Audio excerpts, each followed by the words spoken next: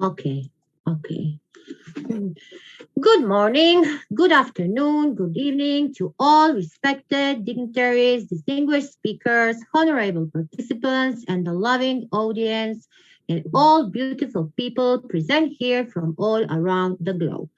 I, Miss Nadia Ratkovic, IIU board member, country director, IIU Croatia, president of Research Center IIU, the Global Educator Forum advisor member, welcome you all to the International Conference on Humanity, and Human Rights. Conference jointly organized by Global Educators Forum, the Policy Times, World Education Council, and Vishwa Humanity United International Royal Council. Our media partner today is Times India TV. So welcome all to the event for the all educators, businessmen, entrepreneurs around the globe. Today, a very special day, World Humanitarian Day. What it means? The World Humanitarian Day is celebrated every year on August 19 since 2009, and it is dedicated to the all humanitarian workers, charitable actions around the world. Also, you may not be put of an organization. You can do good every day in your neighborhood, street, or city. Help at the local level, at the global level, and remember that even small actions means a lot. Being a humanitarian worker means having the opportunity to do something when no one else is doing it.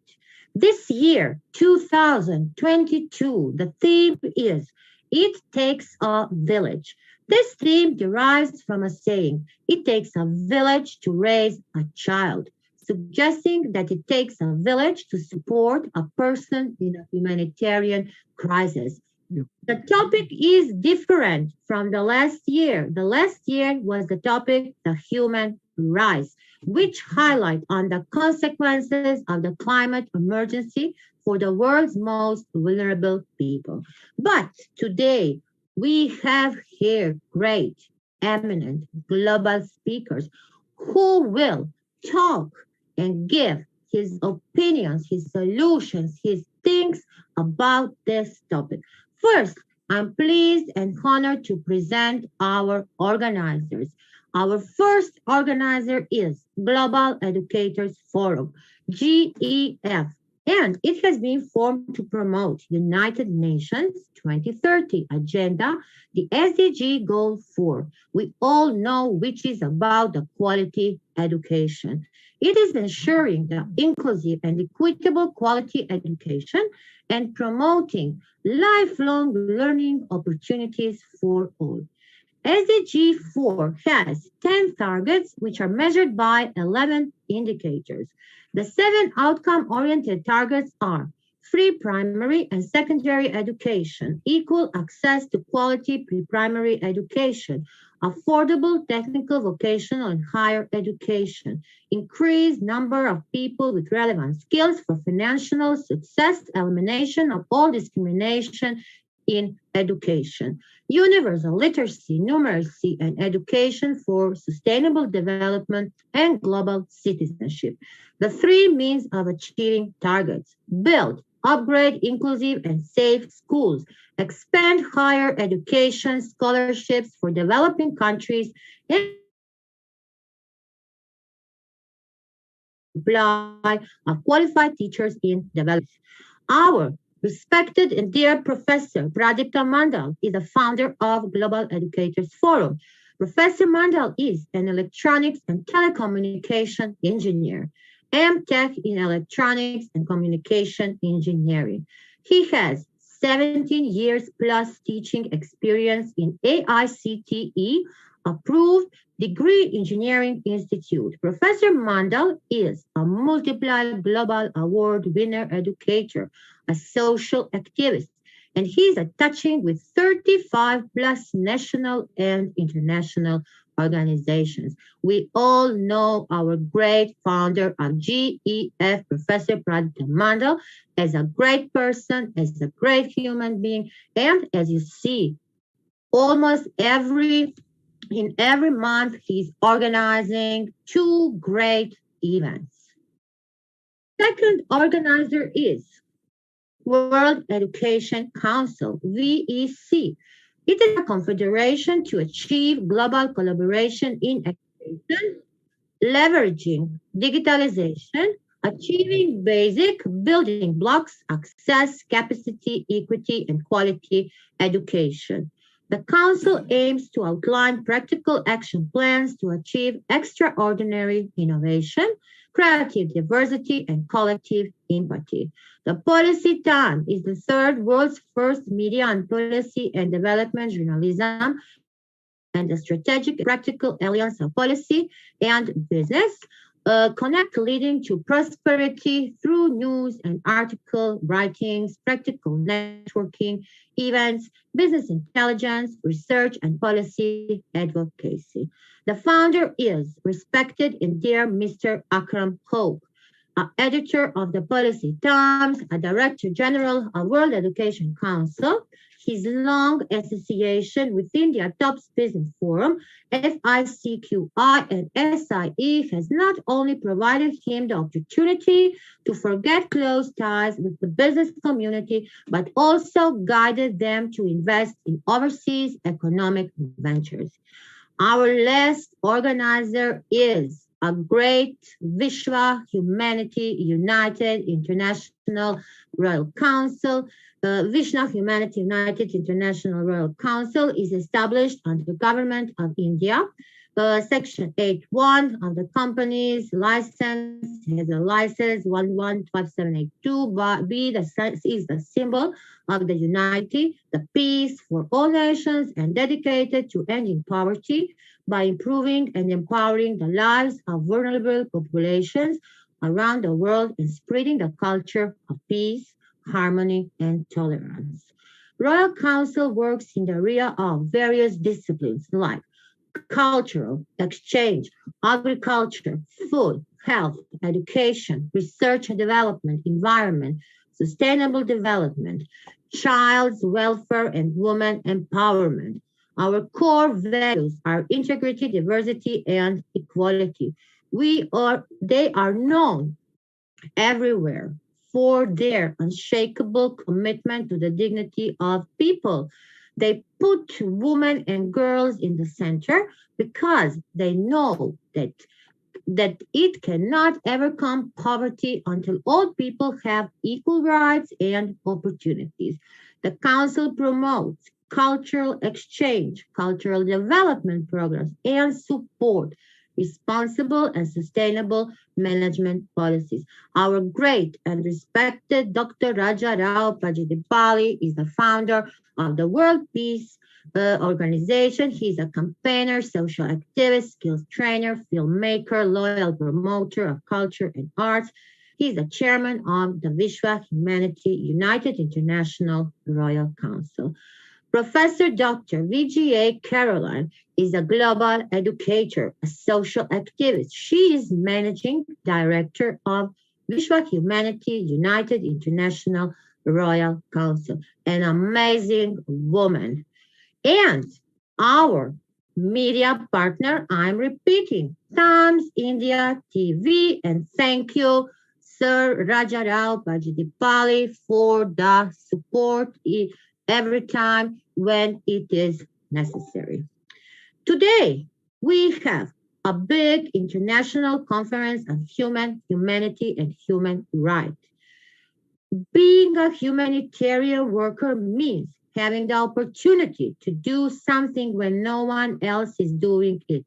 What are the faces today? What are the faces of courage of 2022? It is showing to tribute to humanitarian workers who are killed, who are injured in the courses of the work, and honor will be aid of health workers who continue despite the odds to provide life-saving support and protection to people most in need. Today, we will explore diverse opinions. Let's keep today reflecting, learning, collaborating, enjoying, and being nice to each one. Gain our international experience, our international skills, and knowledge. Welcome, all respected global eminent speakers. Today, please address us with your audience. Each one speaker will representative his own country. He will share the actual and factual insights of humanitarian on the way he has in his head. So be ready to be a part of today's conference. So please, before we start, I want to mention one thing. The duration of the speech of each of you is, please, 5 to 7 minutes. I hope you will take care about that. I will be free and stop you. So please, today we have a lot of speakers and the time is 5 to 7 minutes. Today, me is moderating this session. My colleague, Dr. Anitha Raju, will not be here today. She has an emergency. So today, I'm the master of ceremony, whole time with you. Also, I want to please to respect the order of our speakers, and please, this is not a conference to come and only to say your 5 minute things. Please be with us whole time. Respect all our speakers because today is a really special day for all the world, for all the people around the globe. So now it's coming the time to call our first great eminent speaker. Who is he, she? The first speaker today is a great person, a great lady, a lady which I'm with her from the morning, but she's coming from India. Welcome, Dr. Shelly Bisht. The stage is yours. Enlighten us with your great speech, with your great toast, with the way, on the way how you know the best. Thank you. Thank you so much, my dear friend Nadia. And yes, we are together since morning, and we are celebrating two different occasions. And it's a happy Janmashtami from India. And right now, I want to wish each and everyone the World Humanitarian Day. And this is Dr. Shelly Bisht all across from India. So welcome to the conference, which is the topic says human being, humanity, and human rights. So as far as the topic is considered, I just want to speak on human being. I guess everybody knows about it, but according to the dictionary, human being typically is a member of the Homo sapiens species that is distinguished from the other animals by superior mental development, power of articulate speech, and upright stance. Since there are species in the animal kingdom with the capacity to reason and communicate, it's important to look for other distinguishing attributes which merit protecting our unique qualities, values, rights, freedoms. So my few questions to the audience are we all social? Are dignity, empathy, sensibilities, and sympathy for our fellow beings part of our nature? If not, what do people mean when they say this person lacks humanity? While there is no problem in identifying the human being by the looks, appreciating our nature has always been a matter of controversies. Now, Thomas Hobbes, for instance, believed that the human being was not social, example, like ants or bees or a peaceful and compassionate being. Rather, he took him or her as individualistic, competitive, envious, hateful, and belligerent. The mere fact that human beings were equipped with the power of reasoning led Hobbes into believing that this quality leads them to think that they are wiser than others and to use it for manipulation and hurting one another. According to him, this nature and inclination is responsible for the perpetual state of conflict in which we find ourselves in a situation which Hobbes described as war of all against all. This was why he called for the surrendering of natural rights in favor of tyrannical rule based on social contract.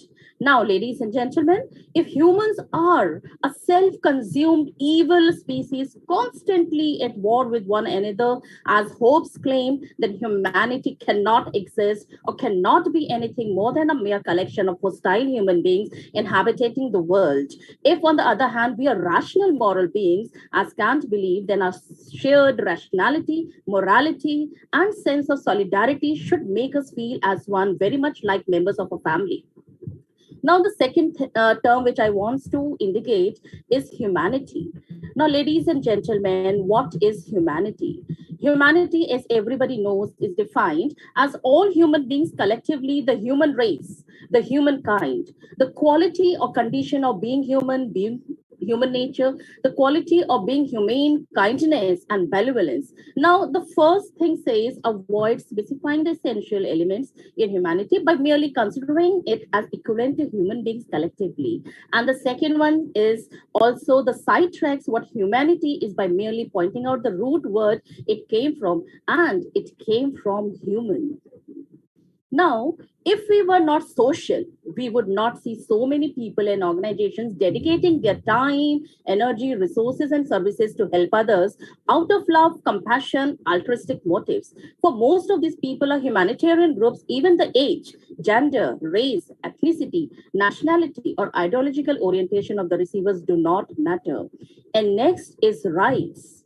Now, what are rights? When used in an adjective, the word right means correct, just, righteous, true. If it is used as a noun, it can describe entitlement, privilege, title, guarantee, power, autonomy, freedom, or benefits. The right holder can be a human being, a legal person, labor, union, religious, or cultural entity. A ruler can be an institution also. Now, human rights are only some of the rights that are recognized and enforced in the political world. Some of these rights may even be inhuman or inhumane. There were legal rights that were enforced for centuries, permitting people to purchase, sell, inherit, and exploit fellow beings as slaves. But human rights simply state that humans have rights as if the source of the right is humanity, human nature, being a person or human being. The discourse on human rights has complex, controversial, and ideological charged sides. Why people have aspired or struggled for rights and freedoms in the past or present is not difficult to understand, since this is linked to what has prevented them from enjoying the desired rights and freedom. So,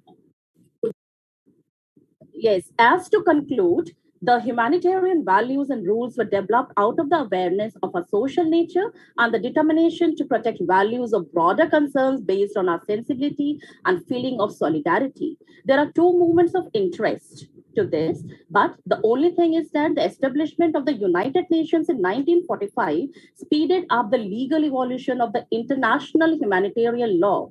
The UN Charter expressed concern over the evolution that it has to be brought untold sorrow to humankind and considered the achievement of international cooperation in solving international problems of humanitarian character and respect for human rights, and as one of the purpose of this organization. So, the establishment of the International Criminal Code represents another milestone in the defense of humanity, since it created a forum for prosecuting the violators of international humanitarian law.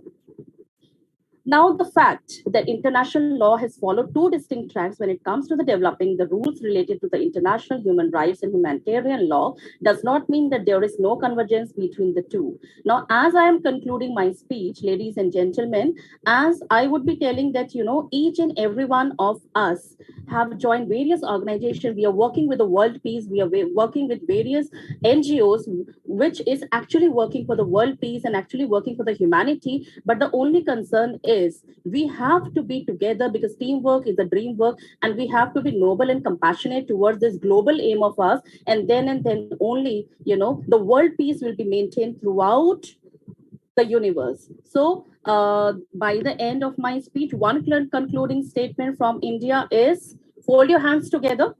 Let us join our hands together in this noble mission so that the world peace and the global peace is maintained throughout the country and throughout the world. Thank you. This is Shelly Bisht all the way from India. Thank you so much for the patient hearing. Thank you. Thank you, my dear Dr. Shelly Bisht. An amazing speech. What to comment? No to comment. You say all. Yes, we are here all in many non-government organizations. We are sharing our knowledge. We are sharing peace. We are working for the peace, for the humanity. And I'm sure today your speech was great, amazing. After you, we will hear more things. And I wish you, my dear friend, a great journey today. And I'm so sorry that you need to left us immediately.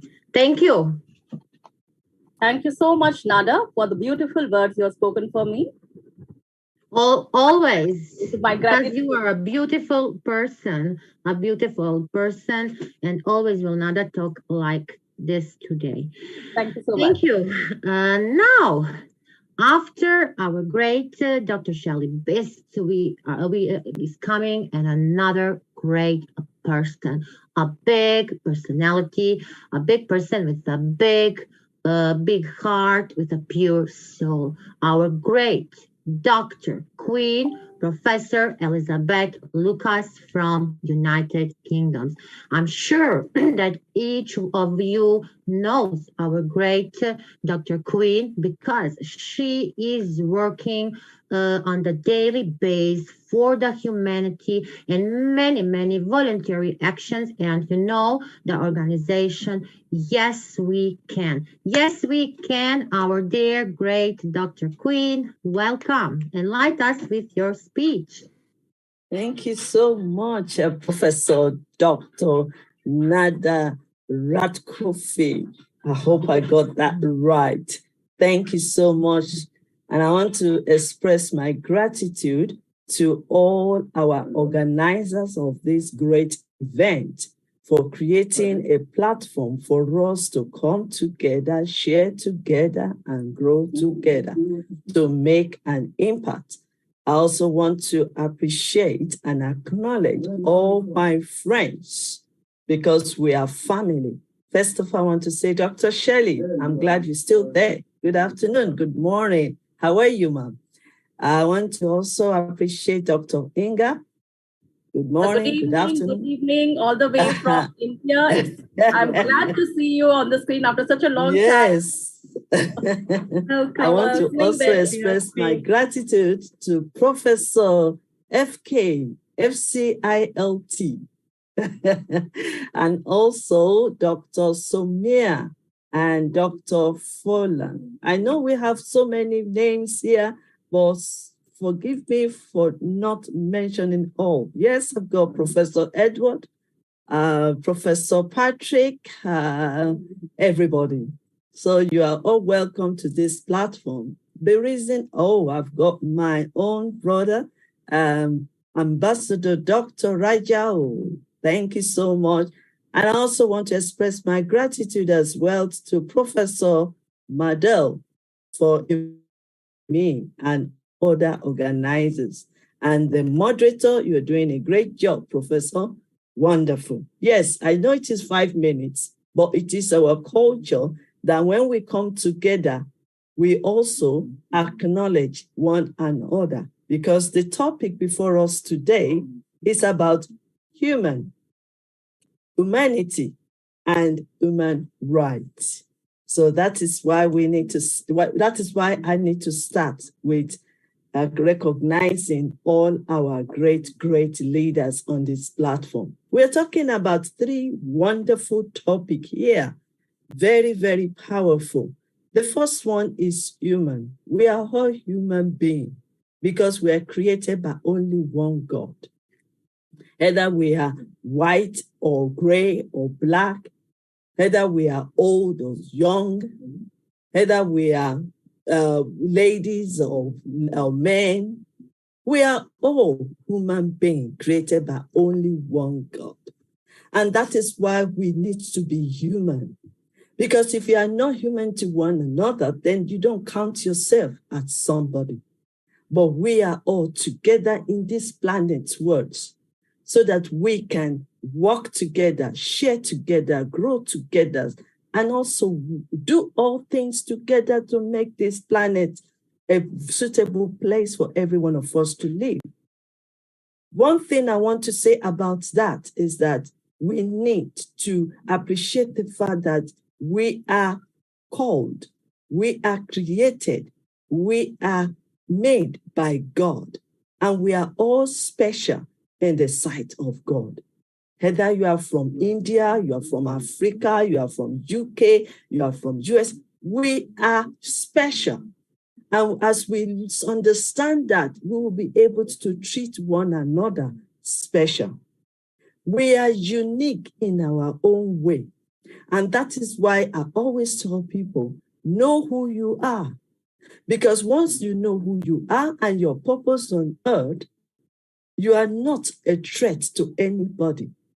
And they are not threats to you. Because we are all unique and we are carrying greatness in us. We are human because God has deposited in us special gifts and talents for us to discover, for us to develop, and for us to demonstrate it. And that is the only way we can share this world together. We are human because we need to relate with one another. A tree cannot be a forest, and one person cannot be an island. We need to come together as a human being, and we need to respect that. We need to acknowledge that. We are human because we are not perfect. The only perfect in this world is God. We are not perfect, so we need to embrace ourselves. We need to tolerate ourselves. We need to love ourselves. We are human because there's a second chance for every one of us to develop who we are and our gifts and our purpose on earth. So that is why we are human beings. And I appreciate you all. I respect you all. The second one is humanity. So now that we know that we are special, we are unique, we have greatness in us, we are gifted, we are anointed by God, and we were all given assignment for what to do on earth. Either you have to create or develop. So because of that, we also need to show our humanity. Like I said recently, you are blessed. Whatever you have, you are blessed because you need to be a blessing to others. Don't hide what you have, because what you have is what needs to be shared with others. So as a human being, we are blessed in different ways, and we need to share it with others. Why? Because fingers are not equal. Unfortunately, every one of us don't have everything. I'm sure sometimes we also need some things. So, but then when you share what you have, then you are doing the will of God. Share what you have. Give what you have.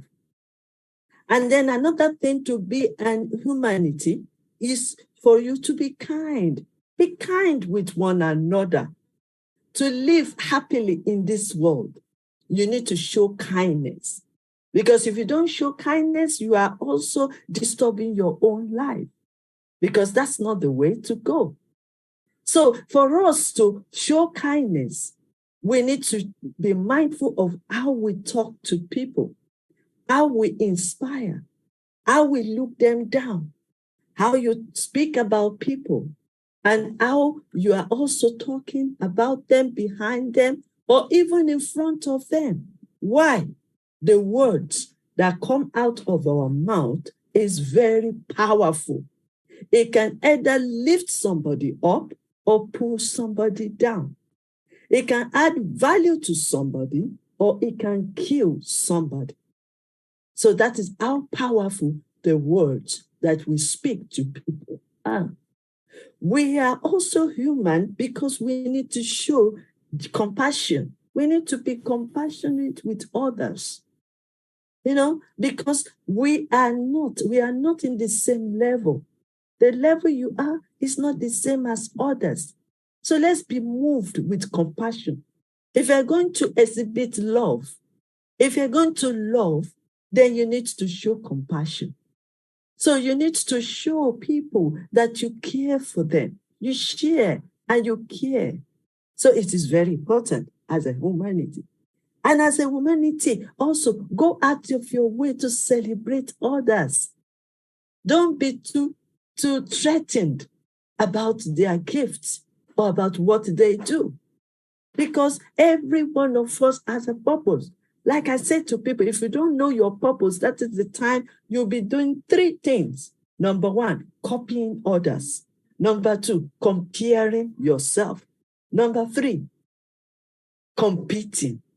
But if we try to know who we are and our assignment on earth, and you develop your gifts and your talent and your skills, and you are busy demonstrating yourself, demonstrating your power, your gift, you don't have time to be copying or competing. We are original, made by God, and we are packaged. That is why it says even before we are formed in our mother's womb, He's already know us. He has already ordained us. He has already packaged us. We just need to discover who we are and our purpose. We're also talking about hospitality. Be ready to endure and tolerate others because we learn from one another. Because your own defeat might be somebody else's lesson. Your own mistakes can be somebody else's lesson. Your own experience can be somebody else's lesson. So, but when we tolerate one another and say, come on, I'm not perfect. I am human being. Be yourself and be the best of who you are. So that is the way we can open up and be honest. Be honest who you are and show your kindness. And then the last one, because I'm trying to use just 5 minutes. The last one is human rights. We all have rights. The women need to have rights. The young ones have rights. Our children have rights. Our men have rights. So we need to educate ourselves. What rights have we got? The rights can be similar or something can be different. So, but we all have the rights because we are human beings.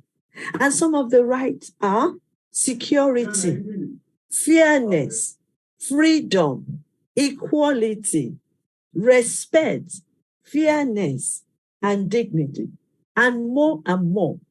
It is our right to live in this world freely. It is our right for us to communicate with one another freely. It is our right to be educated, for the government to help us and for others to support us. It is our right also to demonstrate what we know, demonstrate our skills. It is our right to understand the policy, the procedures. It is our right to understand even the rights, the human rights, because if you don't understand it, you cannot demonstrate it.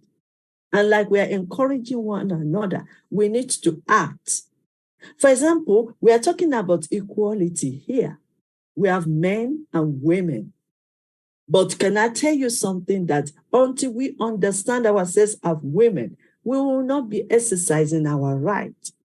And if you understand you as a woman or as a man, you don't need to be threatened for any other person's gifts. You don't need to copy. You don't need to compete because you know your right. You know who you are and you know your purpose. For this end, I will round it up to say, we are human beings. And that is why, yes, you can achieve. You can become whom you want to become. You can be successful.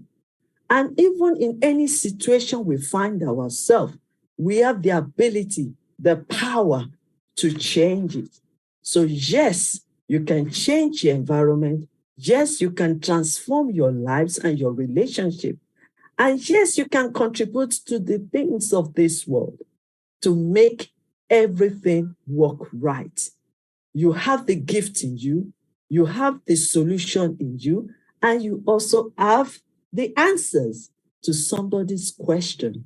So let's rise up together and work together and share and show kindness and be the best of who we are. Yes, we can. Together we stand. Thank you so much. Thank you. Thank you, respected Dr. Queen. It is always great to listen to your gold words, to your magic words. Every word has a big value. And I think that each one today here is really relaxed after listening to you.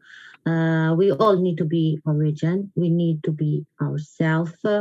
We can achieve our goals. No copy, no comparing with others, no competency. And we really can achieve all what we want. Thank you. Thank you very much. And it's really honor. And I will repeat again, always in my heart and in my head, your words are talking and a big, big impression from you, dear Queen. Thank you. Thank you. Thank you. Thank you. Thank you so much. Now, after our great Dr. Queen Elizabeth from United Kingdom, we are going to India. Our next eminent speaker is Miss Nivedita Satpathy. Miss Nivedita Satpathy, the stage is yours. Welcome. Enlighten us with your speech. Namaste. This is Nivedita Satpathy. Can you hear me? We can hear you, but we can hear also your in your can house. You see my video? The video, I have just put it on. Okay. Can you see me now? Namaskar. This is Nivedita Satpathy here. Yes, yes, we see you. Yeah. I have an NGO. It's for Women's Council for Socio-Economic Welfare. And there we work for women and children. And as I am a student of MSW also, Masters in Social Service, I have been working for human rights, humanity, and in developing humanity for people in India. And this is my honor to be with you all today. What do I say about humans? Man is a social animal. As man is a social animal, what do we say? Can man live without each other? Then why do we not be humans and live in a society where we can form peace and be together? When I work for women and for children, I see there is so much of violence. And this violence makes people so terrified sometimes. So that is why I keep on working on humans. So human is very much necessary and humanity is very much necessary. And why is it necessary? Because people do not have empathy these days. And empathy is very important, which we have learned when we are going for thesis or going for field work. We always want that we should feel empathetic. We should have an empathetic outlook towards people, which is missing. That is why there is less humanity in the society. And that is why people are suffering so much. Our work is on developing these things of humanity to see that people feel about each other and to make people realize that we are humans and we should live together in a very conjugal and very peaceful way. And that has been a very inspiration for me from my parents, who had taught me when we were young that there was a lot of violence, riots in the name of religion, in the name of not being a secular person. So where we were always in the right path to develop humanity among people. And about human rights, what do I say? About human rights are being laid down. Human rights have been laid down since ages. But how many human rights activities are being carried out. Human rights activities, which are the rules and regulations, these rules and regulations have to be put on the platform, should be carried out in a natural way so that the people who are suffering really, they should come to the forefront and they should get a real justice. And this justice is being delayed. So I am here that to give a speech here so that people internationally in India and in all over the area should always develop peace and who should have a mentality to be good in the public and to prevail friendship with everybody, not to have a good, not to have a feeling that this is a different country, that's a different country. We should have come together and be in a one country and feel good for people and fight for the rights. Right to education is one of them for which I have been fighting since ages. And as in India, we see that the underprivileged, they do not get education. So we go on fighting for education and educational rights. And if we go fight for educational rights and educate people, then only we can go further. And because education should be the base of anything. If women are educated, then the whole country is educated, I feel. And as our goal is to educate women so that women knows the laws, rules, and regulations, and they can build better citizens to become people who will go forward and try to relate with what their parents have taught them, and they can be better people and better fighters for humanity and human rights. And human rights, what I say, human rights is something which is a very vast process. Sometimes when we fight for human rights, that time what happens, people, those who come with a complaint, they always feel that it is not being taken out properly, carried out properly, or sometimes they feel that they should back out. So that is why when these human rights people come to us for development or changes in their life, but it does not make a change because we try to fight, but they take a back stage. So these things have to come to the forefront and people have to go forward to change, to bring a change in the society. And this is our policy and this is what I have been doing. So I feel that I hope I have spoke something which we can bring a change. Like we can just say that this is human rights, that is human rights, or humans should have empathy for each other. But on this day, I want that everybody should pledge, that everybody should equally fight and everybody should stand for each other to be a human and to fight for human rights and see that in the real sense, human rights, the rules, regulations which we lay should come to the forefront and people should get justice and justice should not be delayed to anybody. Thank you. It's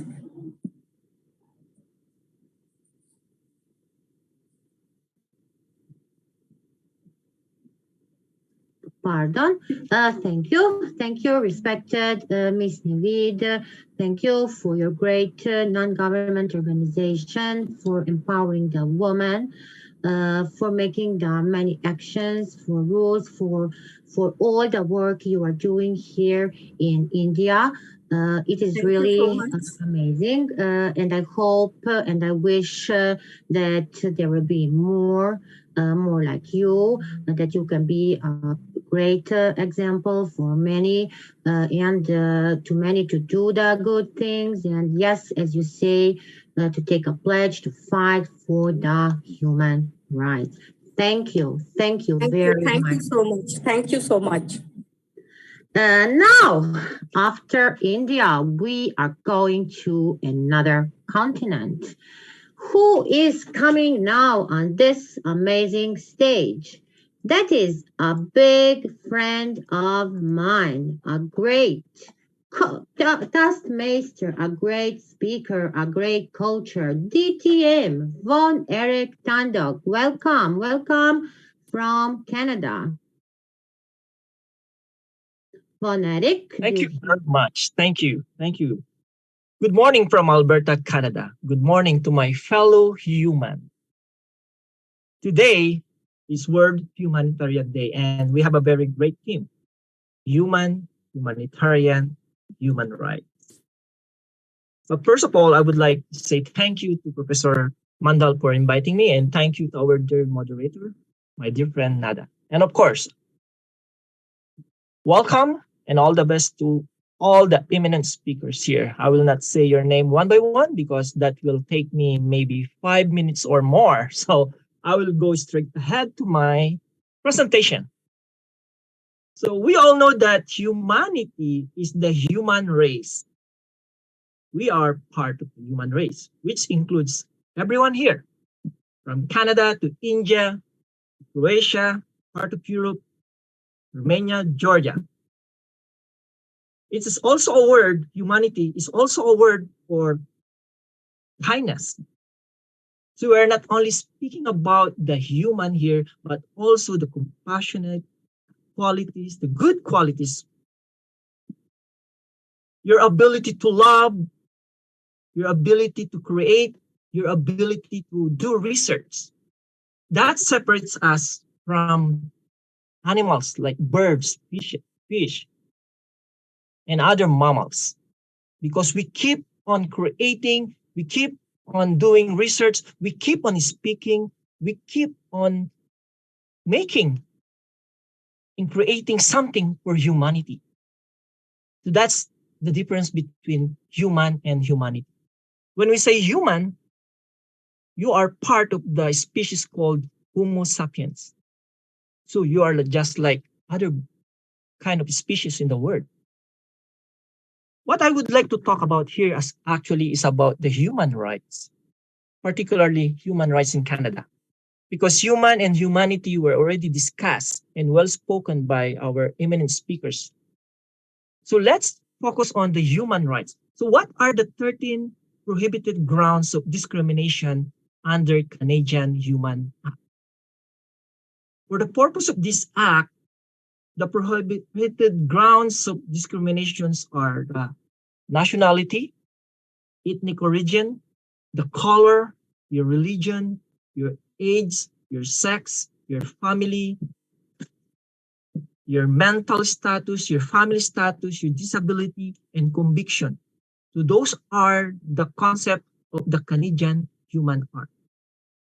Now, regardless of what country you're in, maybe a first world country, second world country, or third world countries, human rights is one of the most important aspects a country or society should have.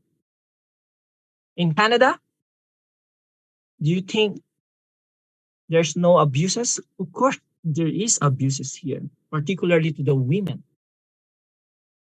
So what are the human rights in Canada? Everyone has the following fundamentals like the freedom of conscience, freedom of religion, your capability to express your opinion and expression. Unlike in other countries, they don't have that freedom. They don't have that freedom of speech. They don't have that freedom to voice out what they feel. Unlike in other countries, they don't have the freedom to have a protest demonstration. So each and every country is different. And that's where the human rights are affected. Because of that rights, we are not given that rights. And we all know that all countries don't have that same privilege. Particularly the communication, to have a peaceful demonstration, we don't have that one. But having said that, human and humanity, if we all be compassionate to each other, if we all be kind to each one another, then what a beautiful place we are in today. Dr. Queen Elizabeth mentioned about the copying, about the competition, about the comparing. That is really prevalent nowadays in our society. But if we can do that, probably we can do that in a friendly manner. Why not have a friendly competition? We can avoid competing another. Humanity, and human rights. What a beautiful theme tonight. But one thing is for sure, we will be only human if we will be only about ourselves. Just be yourself.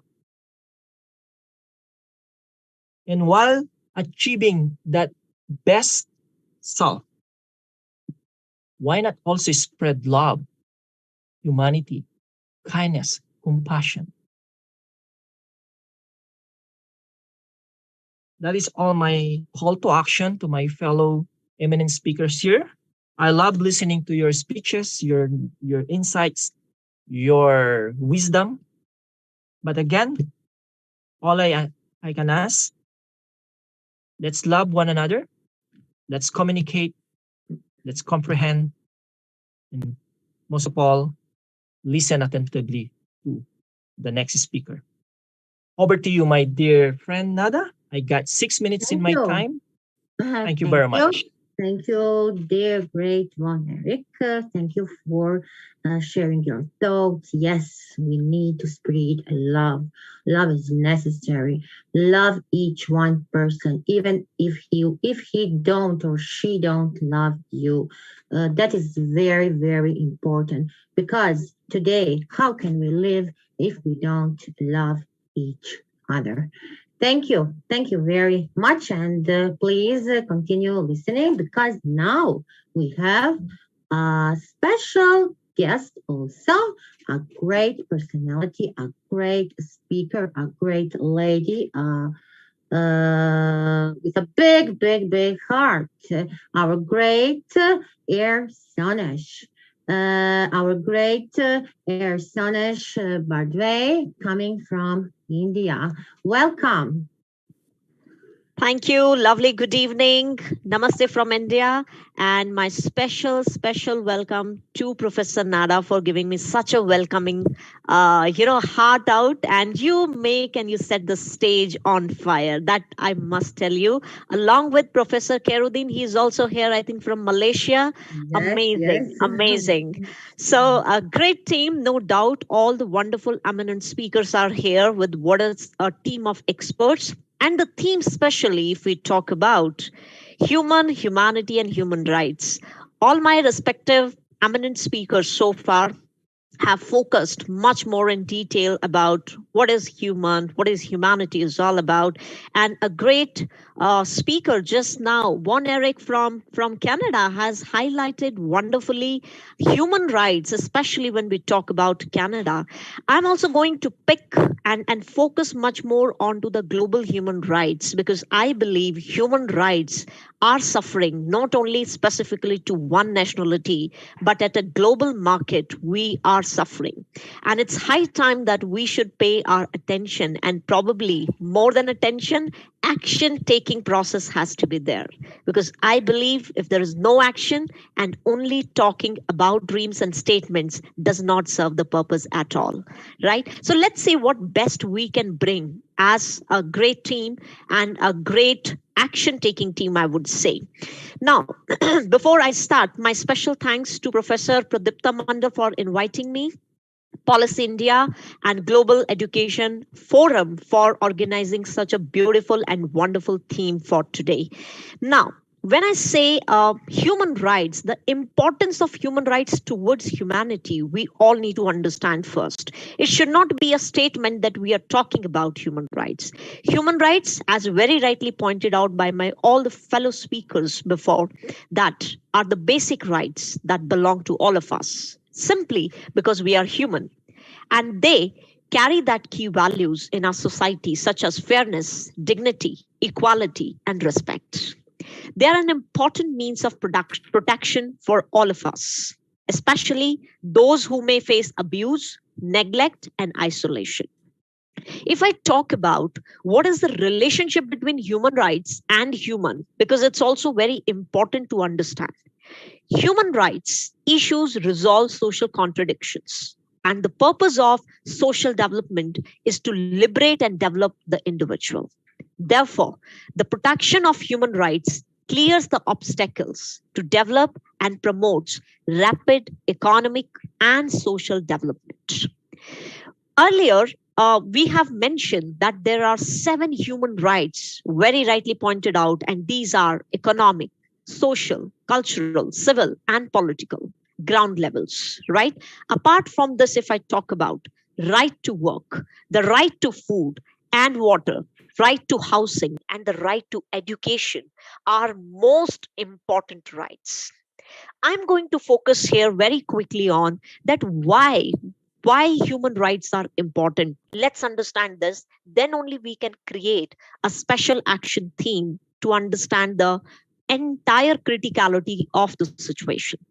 I believe human rights ensure people have basic needs and they have to be met. Everyone needs access to medicine, food, water, clothes, and shelter, because these are necessities. We cannot get rid of this if we don't start focusing in real time scenario, right? Second thing is human rights protect vulnerable groups from abuse. If we talk about human rights, basically, largely, if I talk about, was created because of the horrors, because of the time in the history. If we look out, there is a history where we have gone into abuse at different levels by different communities, by different groups.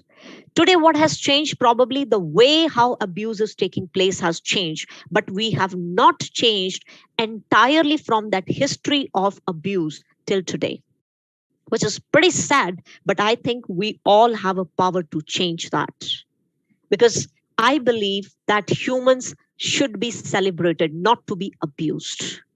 Third very important thing is human rights allow people to stand up to societal corruption. The concept of human rights allow people to speak up when they experience abuse and corruption. Unfortunately, right now, certain places, we close our mouth, we close our eyes, and we stand still. I think this is very, very unfair. Because if today we don't speak, tomorrow nobody is going to take action, because you have to voice out what you feel is not going right to save our further generations. Human rights encourage freedom of speech and expression. Unfortunately, we use this right, and I think probably some of them even are not even aware how to practically implement this, because they feel talking with the concept of freedom of speech is something insulting a powerful personality, or probably just backfiring your own rights. Because in the past, there is a history, if you raise your voice, probably you will not be respected the way it should be. But I feel today it's high time that we should start respect this particular human rights and use this particular right for the right reason. Because if today, again, you don't take stand for yourself, tomorrow nobody is going to stand for anyone. Fifth one is human rights give people the freedom to practice their religion. You should not bound people by religion. It's an individual freedom, and every human has a right to choose what they want to follow on. Today, I believe the most important religion, if you ask me, is humanity. And if you can understand, being a human, that you are following humanity, all your Hindu, Muslim, Sikh, Isai, anything you talk about on cultural basis can be taken care of very beautifully. Because when you follow humanity as your religion, there is no separate religion, and you are onto the supreme power of the Creator.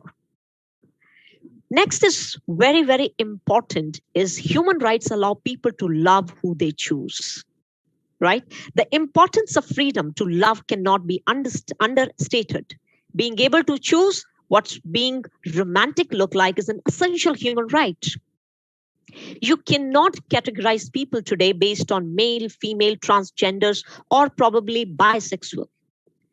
We need to understand everybody who is here on this planet is a God's creation, and you have no rights to disrespect people on whatever gender they are.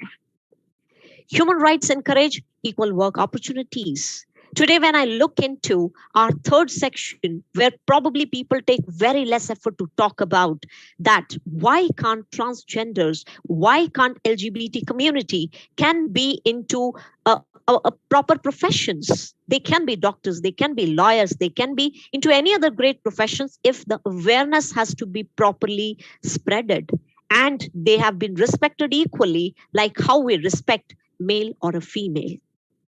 Human rights give people access to education. I think when you call yourself that you're educated individual, you open up the space for other human being to be more uplifted, more powerful, and more organized with the mind state.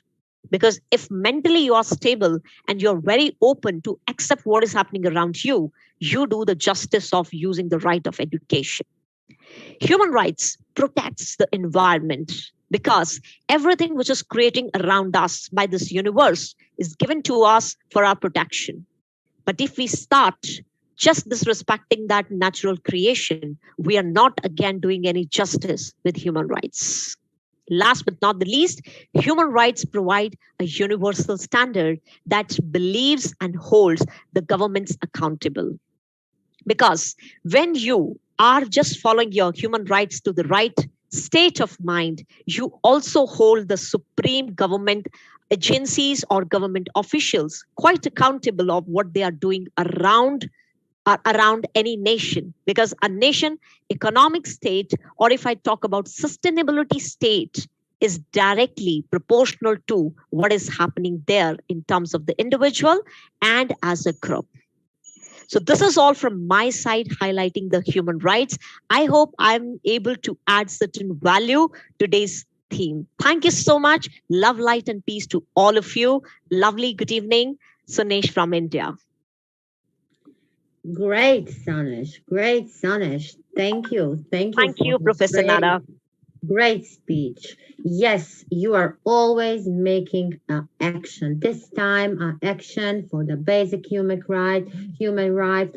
You say access to education. You mentioned all the 7 basic human rights: free, equal freedom, right to life, freedom from torture, and for me, special when you mention abuse. Abuse need to be celebrated, not to be abused. A voice out what you think and how practically we implement it. If you raise your voice, you will be respected. I hope this is today. Not like before, you will not be respected. If we raise our voice, we need to be respected. And also, when you say that our religion is humanity, I agree 100%. And people needs to love people who they choose, and human rights are protecting environment, and it is a universal standard. Amazing, dear, our great respected Sonesh.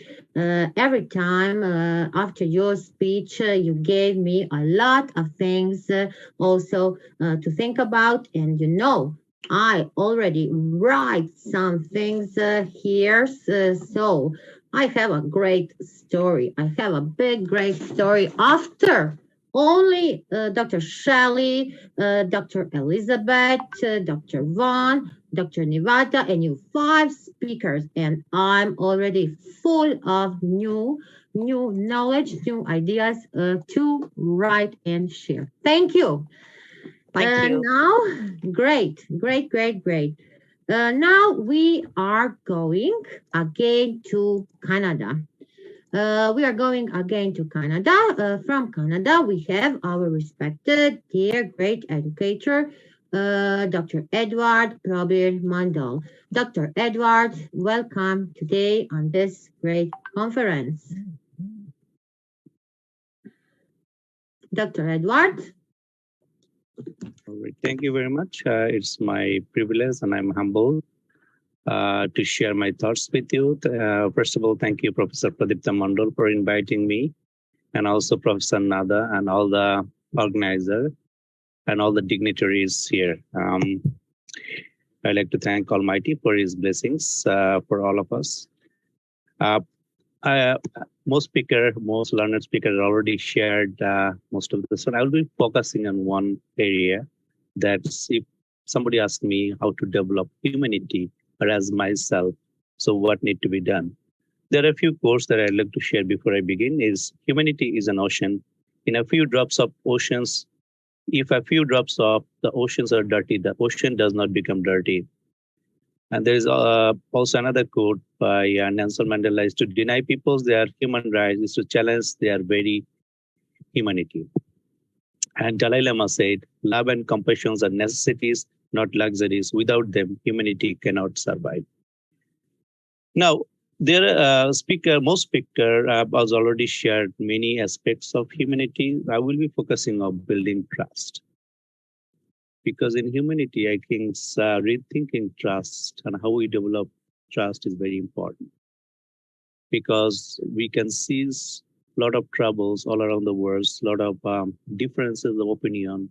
And because of even differences of opinions are good, but there are conflicts, there are wars. So how we can resolve these issues? As a coach, I have been focusing on how we can develop or how we can build the trust. Now, there are a few components that's very important that have already been shared. It's like, developing empathy, compassion, humility, hope, self-discipline, civility, culture, forgiveness, and acceptance, tolerance, spirituality, resilience. These are the areas. But developing trust, when you say developing trust, right, it is first thing that using emotional intelligence is also understanding self-respect. That means you have to do self-care. Know who you are, why you are in existence. When you love yourself, you love others. When you know that existence of God, that means you know the purpose of life. When you know the purpose of life, then all the, there are so many things that we discuss. We don't need that. We have love, so we can love one another. And there's humanity's purpose is self. That means our purpose is life is very simple. I think there's a lot of things that are very complicated, but we want a simple, right? I understand. I've been doing coaching for a number of clients here. When people are in trouble, they need a simple solution. And what the simple solution, I think, is love. And building trust, how we can build trust. We might have differences, but we need to build it up. Now, value long-term relationships. That means very important. As an individual, we need to develop this one. Be honest and share what is that. Honor your commitments. You can see, and then admit when you are wrong. Communicate effectively. Be vulnerable. Be helpful, and show people that they care, that you care. Stand up, what's right, and be transparent. If you follow these rules, I guess there is a process of trust building. Trust doesn't come automatically. Right? You do your part, and eventually, I remember I have a case, right, situations where a friend for some reason or no reason was not liking me. It took 20 years, but I was very persistent. I was going to. I gained so many friends. Those who have negative emotions against me because of consistency, because I didn't take it personally. And I gained so many friends, maybe after 20 years, maybe 5 years, 10 years. So building trust. When you're in India or any other country, love one another, do your part, building trust. The humanity is developed. So thank you very much. I think I'm in less than 10 seconds left. But with that, thank you very much. And our commitment should be love one another, building trust. Thank you. Thank you. Thank you, respected Dr. Edward. Thank you for your great speech. Really awesome what you say. This for me, building a trust, what it means to build a trust, to be honest, to show people. That is really, really important when between the person is a big trust. Thank you very much. Now we are going to our next speaker. Our next speaker is coming. It is coming from India, and she is Miss Sutapa Nandi. Welcome, Miss Sutapa Nandi. enlighten us with your speech and with your thoughts on the topic today of this conference on the humanity, and human rights. Good evening, one and all present here. First of all, heartiest gratitude to Professor Pradipta Mondol for inviting me and having me along with so many eminent speakers from all around the globe. It's always a pleasure to listen to each one of you and increase and improve my knowledge each day. Special thanks to Miss Nadia for being such a wonderful, lovely moderator. You actually add on spark to every conference, every kind of this kind of speech sessions whenever we have. So you're doing a wonderful job. So special thanks to you. Without wasting another moment, let me just start my speech on the beautiful, wonderful topic that is humanity, and human rights. Humanity, the quality of kindness, mercy, and sympathy in human beings. Humanity, trying to understand others and realize their problem by empathizing, caring for others, and helping those who need it. Humanity is about loving and caring for plants and animals. Humanity is a real reason we all are what we are today. No matter which religion, caste, community, country we belong to, we are humans first. Humanity is an integral part of our life. Every human being has certain rights from birth till death. The Universal Declaration recognized that all human beings are born free and equal in dignity and rights. Human rights are the basic rights that belong to all of us because we are human. As Ms. Bhardwaj a while ago already mentioned, I would like to add my views to it as well, that yes, there is a strong relationship between human rights and human. As we already said, that human rights issues resolve social contradictions, and the purpose of social development is to liberate and develop the individual. Human rights are universal, indivisible, and interrelated. Human rights are inherent and are protected by the court of law. There are various human rights when we talk about it. Some of them to mention are economic, social, cultural, civil, and political. Economic, social, and cultural rights include the right to work, the right to food and water, the right to the basic necessities to live a life, the right to housing, and the right to education. Civil rights includes the right to vote, the right to a fair trial, the right to government services, and the right to a public education, and the right to use all kinds of public facilities. Within the country's constitution, constitutional rights are guaranteed, while human rights are recognized internationally. We all know that Human Rights Day is celebrated on 10th December every year. But do we, or are we aware of our own rights? Are we supporting the government? Are we supporting different countries and each other to fight for their rights? That's a big question. Nelson Mandela very rightly said that to deny people their human rights is to challenge their very humanity. Human rights are the core values that binds the entire human family. In many parts of the world, these human rights are constantly under attack. The Universal Declaration of Human Rights, replicated in regional instruments in all over the planet. If we want to establish human rights across the planet, we need to think beyond our national boundaries. Being human is given, but keeping our humanity is a choice. Hopes for a more just, safe, and peaceful world can only be achieved when there is a universal respect for the inherent dignity and equal rights for all the members of human family.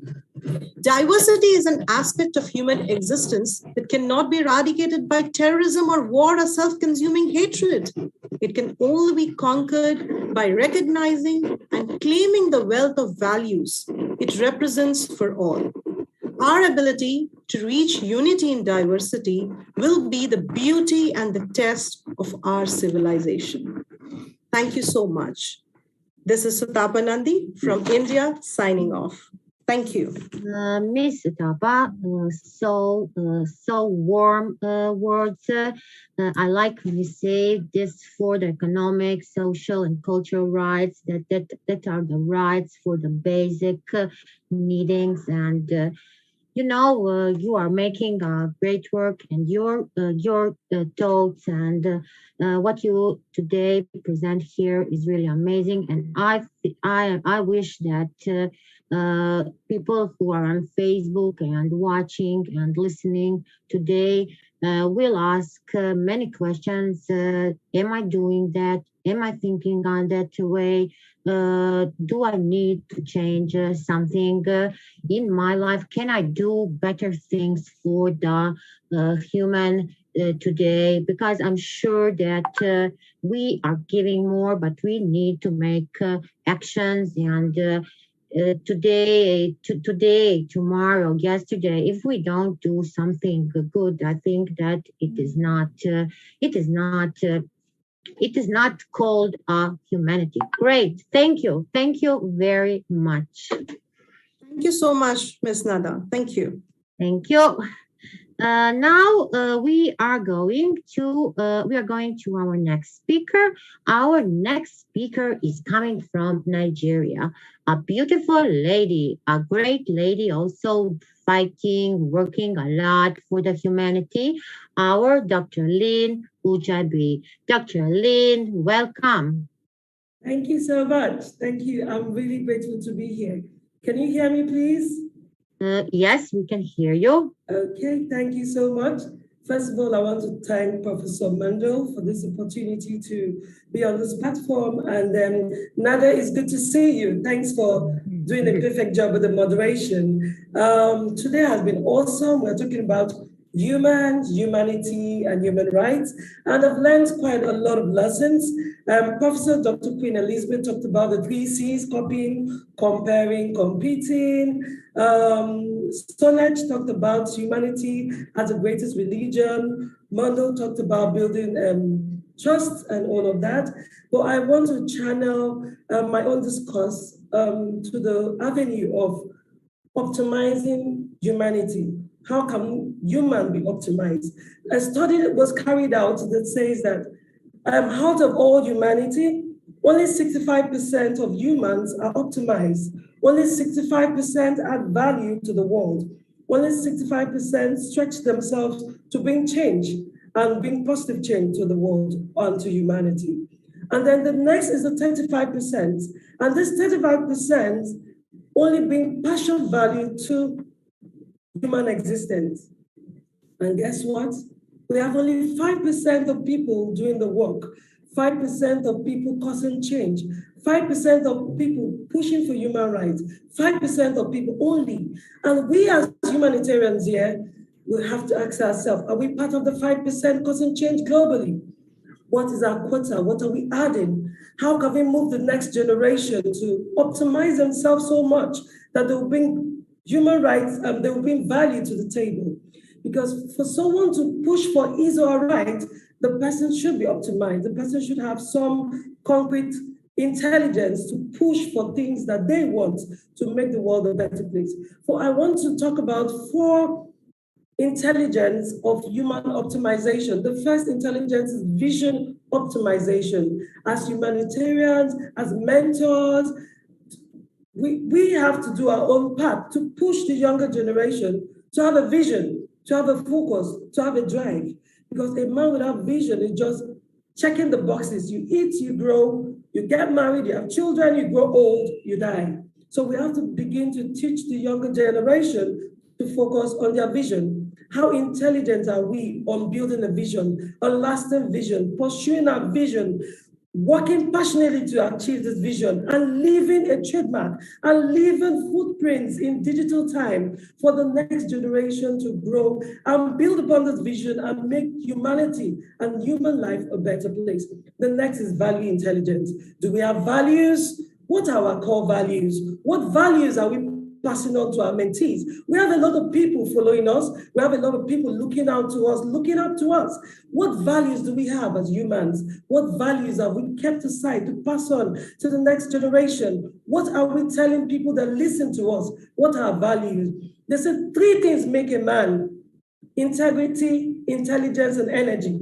And they say if you cannot find integrity, then forget about energy and intelligence. So we should push for integrity. Young people should avoid shortcuts. They should have values they believe in. If they do not have values, they cannot sustain what is ahead of them in this future. The curve of the century is diverse, is deep. It is a stretch. And for young people, they are sinking without values. So our job as humanitarians is to push for value intelligence, push it so that the next generation has something to build upon. That is our job, and that is our place to save humanity. The third type of intelligence is executive intelligence. How can you work with people to bring the best out of them? How can you walk through people? How can you motivate people? How can we motivate the next generation?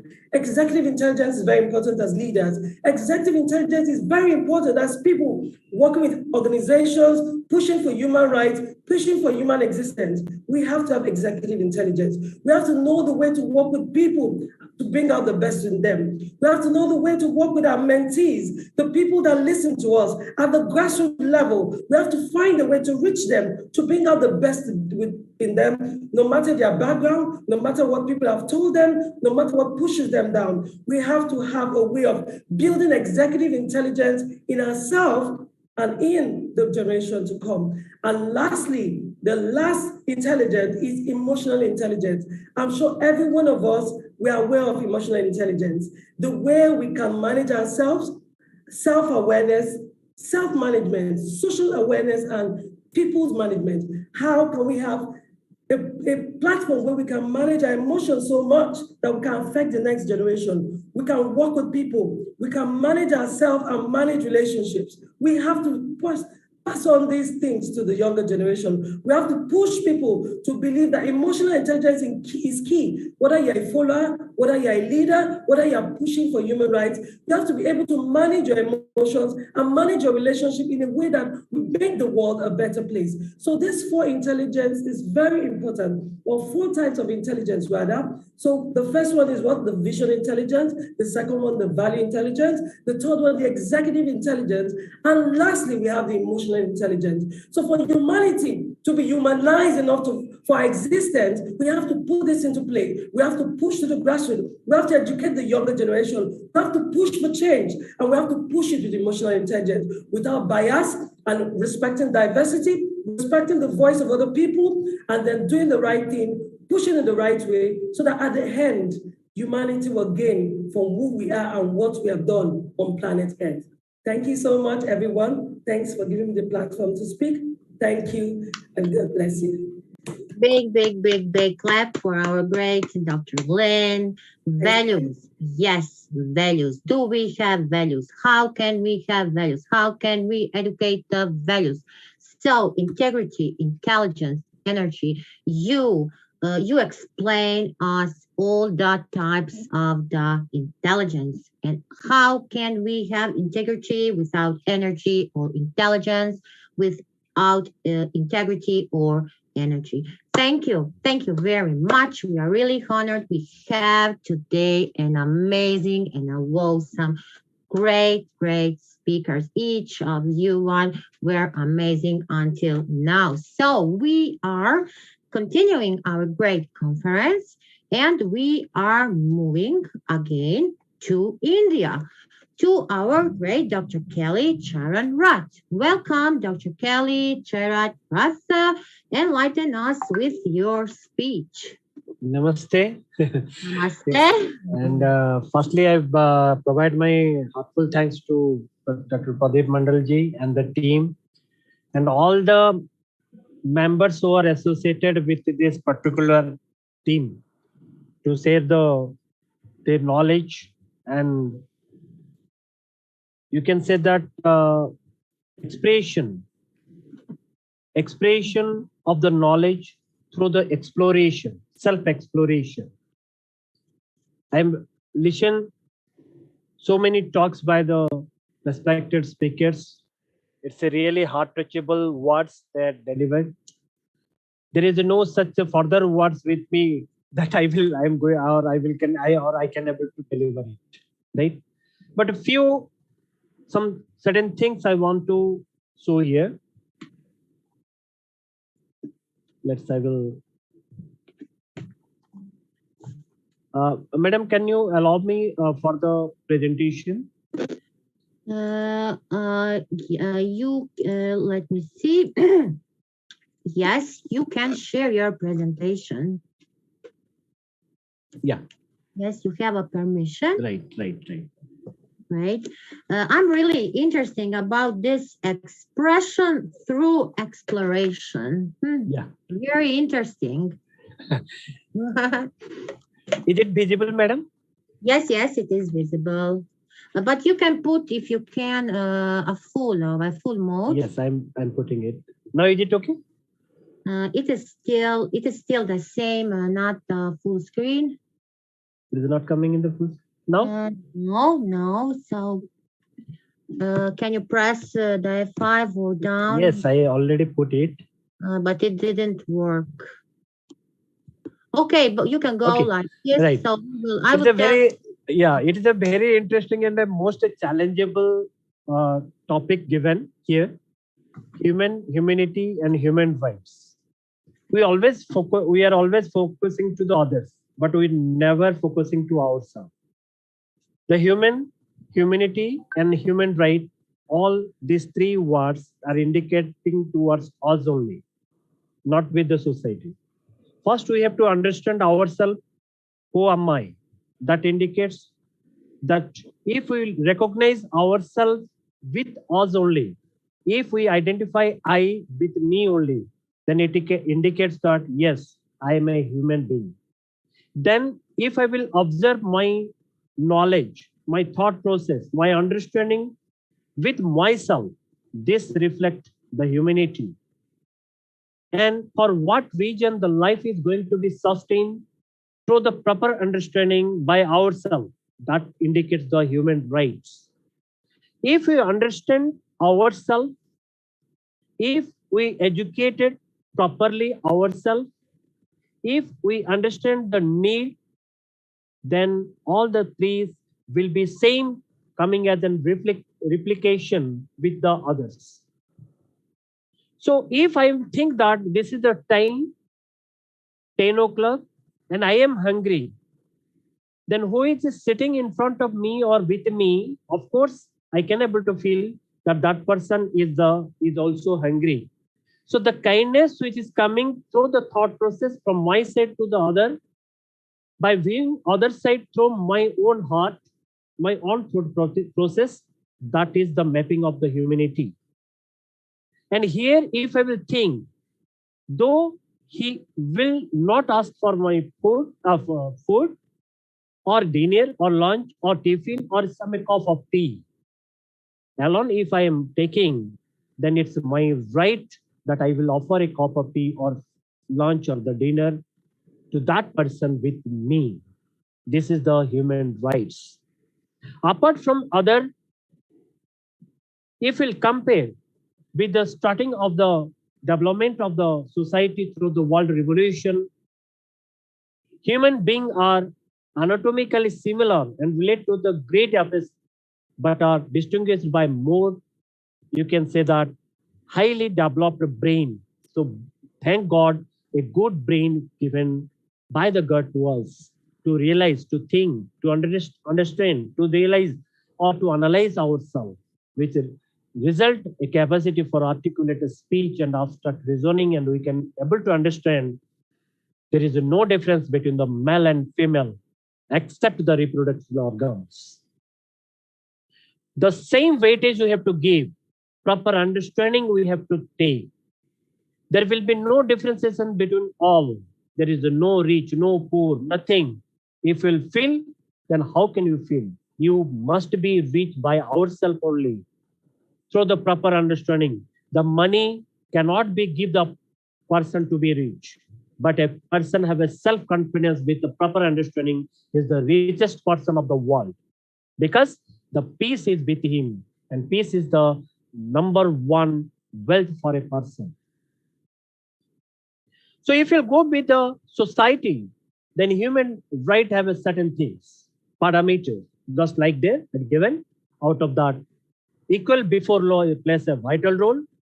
On that one, everybody wants to take the right steps at the right time. Equal access. Born free is the human right for individual. Right to life, it is the individual. Freedom of thought, it is the individual. Equal pay for equal work, that is coming through the thought process. How much you have understand yourself or ourselves, then we can able to understand to others. So we can able to give attention to others. We always focusing others' mistake. We at the same moment we never realizing or thinking ourselves that what mistake I have done. For that reason, this situation arises, or for this reason, this problem arises. So human right indicates that first you have to understand yourself before pointing your finger to the others. If you will see the left corner giving a torture may or may not be the right circumstances. That is. In office, we are offended to others. But if you think, instead of that, if you go with the cooperation, if you go with the helping, if you go with the proper understanding ourselves with the others, then a good society will get. A successful, peaceful life will get. Instead of hate, we will get the love. So my first row, two pictures giving the offend, or you can say the torture. But my second row tells that everybody will talk their own self of your own human rights, then a peaceful environment will be there for the sustainability of the life and the sustainable development of the society. Respected Sir Kali, you are still on the first slide. I think you move from it. Okay, right. Just a minute. It's a very interesting slide. Just a minute, please. Okay. Write a letter. I will stop it and I will reshare it. Okay. Right. Because it is not moving and you are the whole time on the first slide. Okay. Now is it okay? It is the same. It is the first one? Okay. Try again to move. Yes. This one? Second one? It is what makes human and human. Yes. And the third one, the parameters yes, of human. Yes, human okay. rights. Yes. Right. This one. The fourth one, they're very interesting. That everywhere we are getting, or we are also involving to offend to other, or ourselves get offended by the others. The first row shows the two pictures with the torture and the offend. But instead of that, if we will think ourselves that let us go with a proper understanding to each other, proper collaboration to each other for a sustainability of the life and for the sustainability of the society, then it will give a fruitful life and a peaceful life for the human being to sustain in his ecosystem. The Universe Declaration recognizes that all human beings are born free and equal in the dignity and the right. All things are already discussed, these parameters. That fairness, the dignity, equality, respect, everybody has the prime right. And we have no right to offend to others. Instead of that commenting to the other, if we think or if we will understand ourselves and through our inner sense, if you try to understand to that fellow, then the problem will not arise at all. Because the self-exploration of understanding is the first prime factor of the human right. Human right indicates that you first understand yourself. That means I have to understand myself. I have to understand the proposal, what is submitted by the author. Is it naturally acceptable or not? If it is naturally acceptable, then I have no right for the objection. If it is not natural acceptable, then let us go with a proper understanding to each other with a full discussion, so that there will be no offense, no touch, and nothing. So human right includes the right to the life and the liberty, freedom from slavery and torture, freedom of opinion and expression, the right to work and education, and many more. And behind the everything, the human right, only one thing is that education, educated.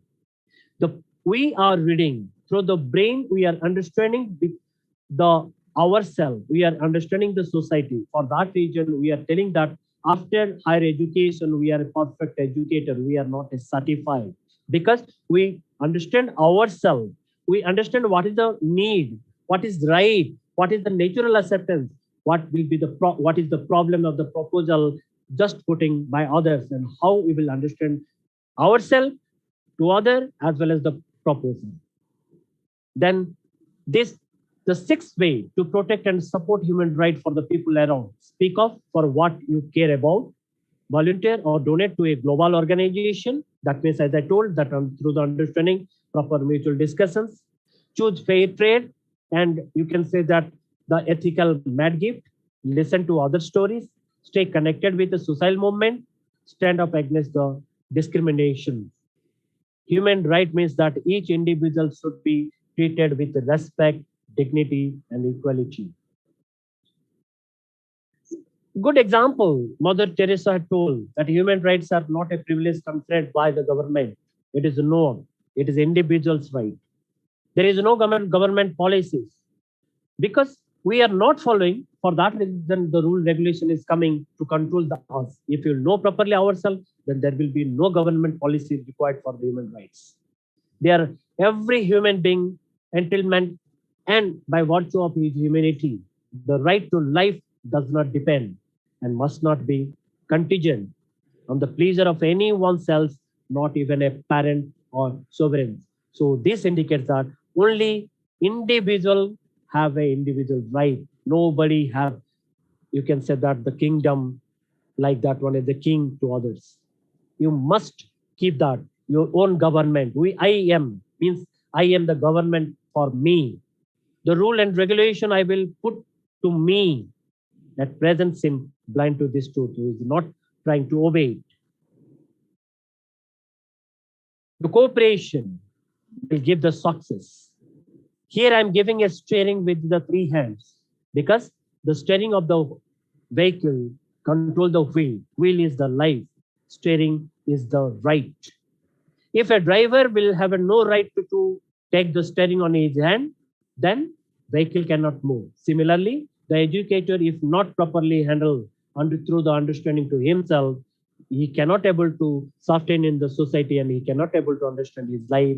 As a result of which, all the rights he will lose, all the things of his life will lose, and the blame's always given to the others.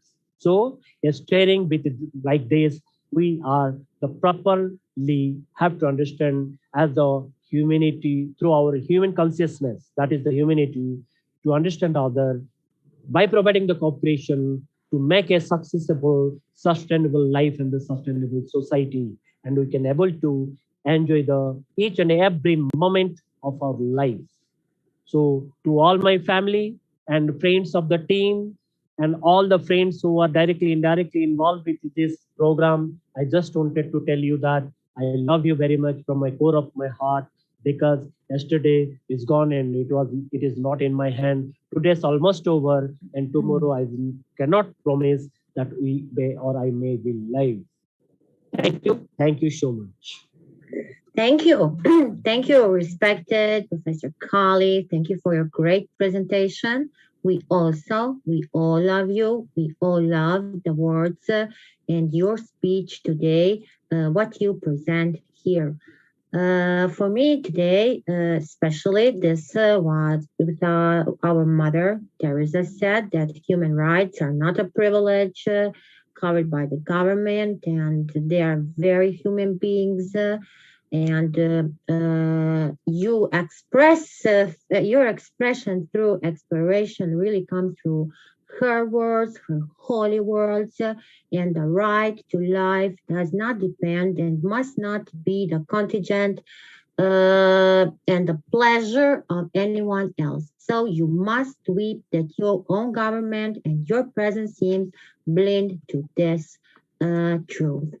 Thank you so much to all. Thank you very much. Really honored and a really great speech by you today. And always you gave us really special and thank you. Thank you very Thank you much. so much. Thank you so much.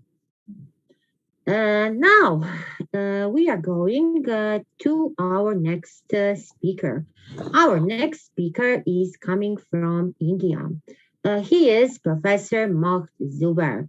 I think that all you know our dear Professor Zubair because he is involved in the inclusive education, a very special field of the education. So he's working a lot with the students on this topic. So, dear Professor Zubair, welcome. Enlighten us with your great speech. Thank you. Thank you for such a nice, welcome for me. And Nada, first of all, I would like to thank the organizers, Professor Pradipta Mandal sir, for inviting me at this platform. And also very thankful to Nada, Professor Nada. She is very energetic all the time.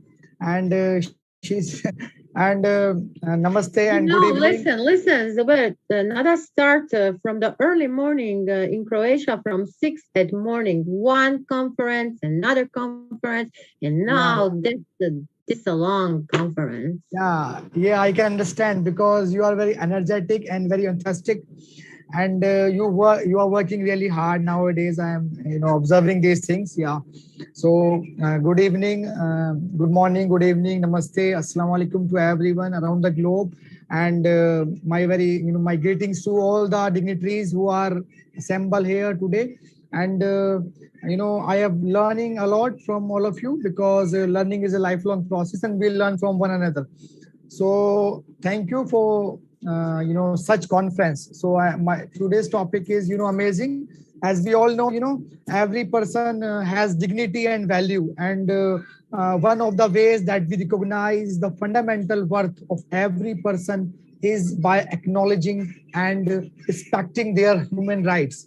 So human rights are a set of principles, concerned with equalities and fairness, and they recognize our freedom to make choices about our lives and to develop our potential as a human beings, and they are about living a life free from fear, harassment, or discrimination. I am working in the field of special education where lots of children with special needs are there and they are facing lots of discrimination in the society.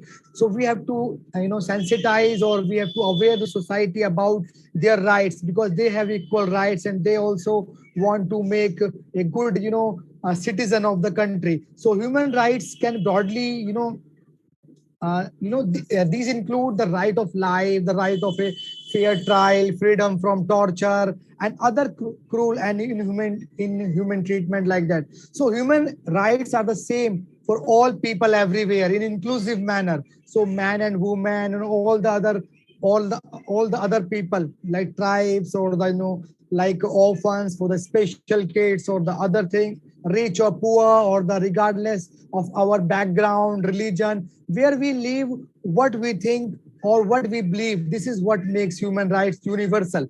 So who has a responsibility to protect human rights? So I think each and every person has a responsibility, and as a teacher I also have the responsibility to connect us to each other through a shared set of rights and responsibilities. A person's ability to enjoy their human rights depend on other people respecting those rights. So this means that human rights involve responsibility and duties towards other people and the community.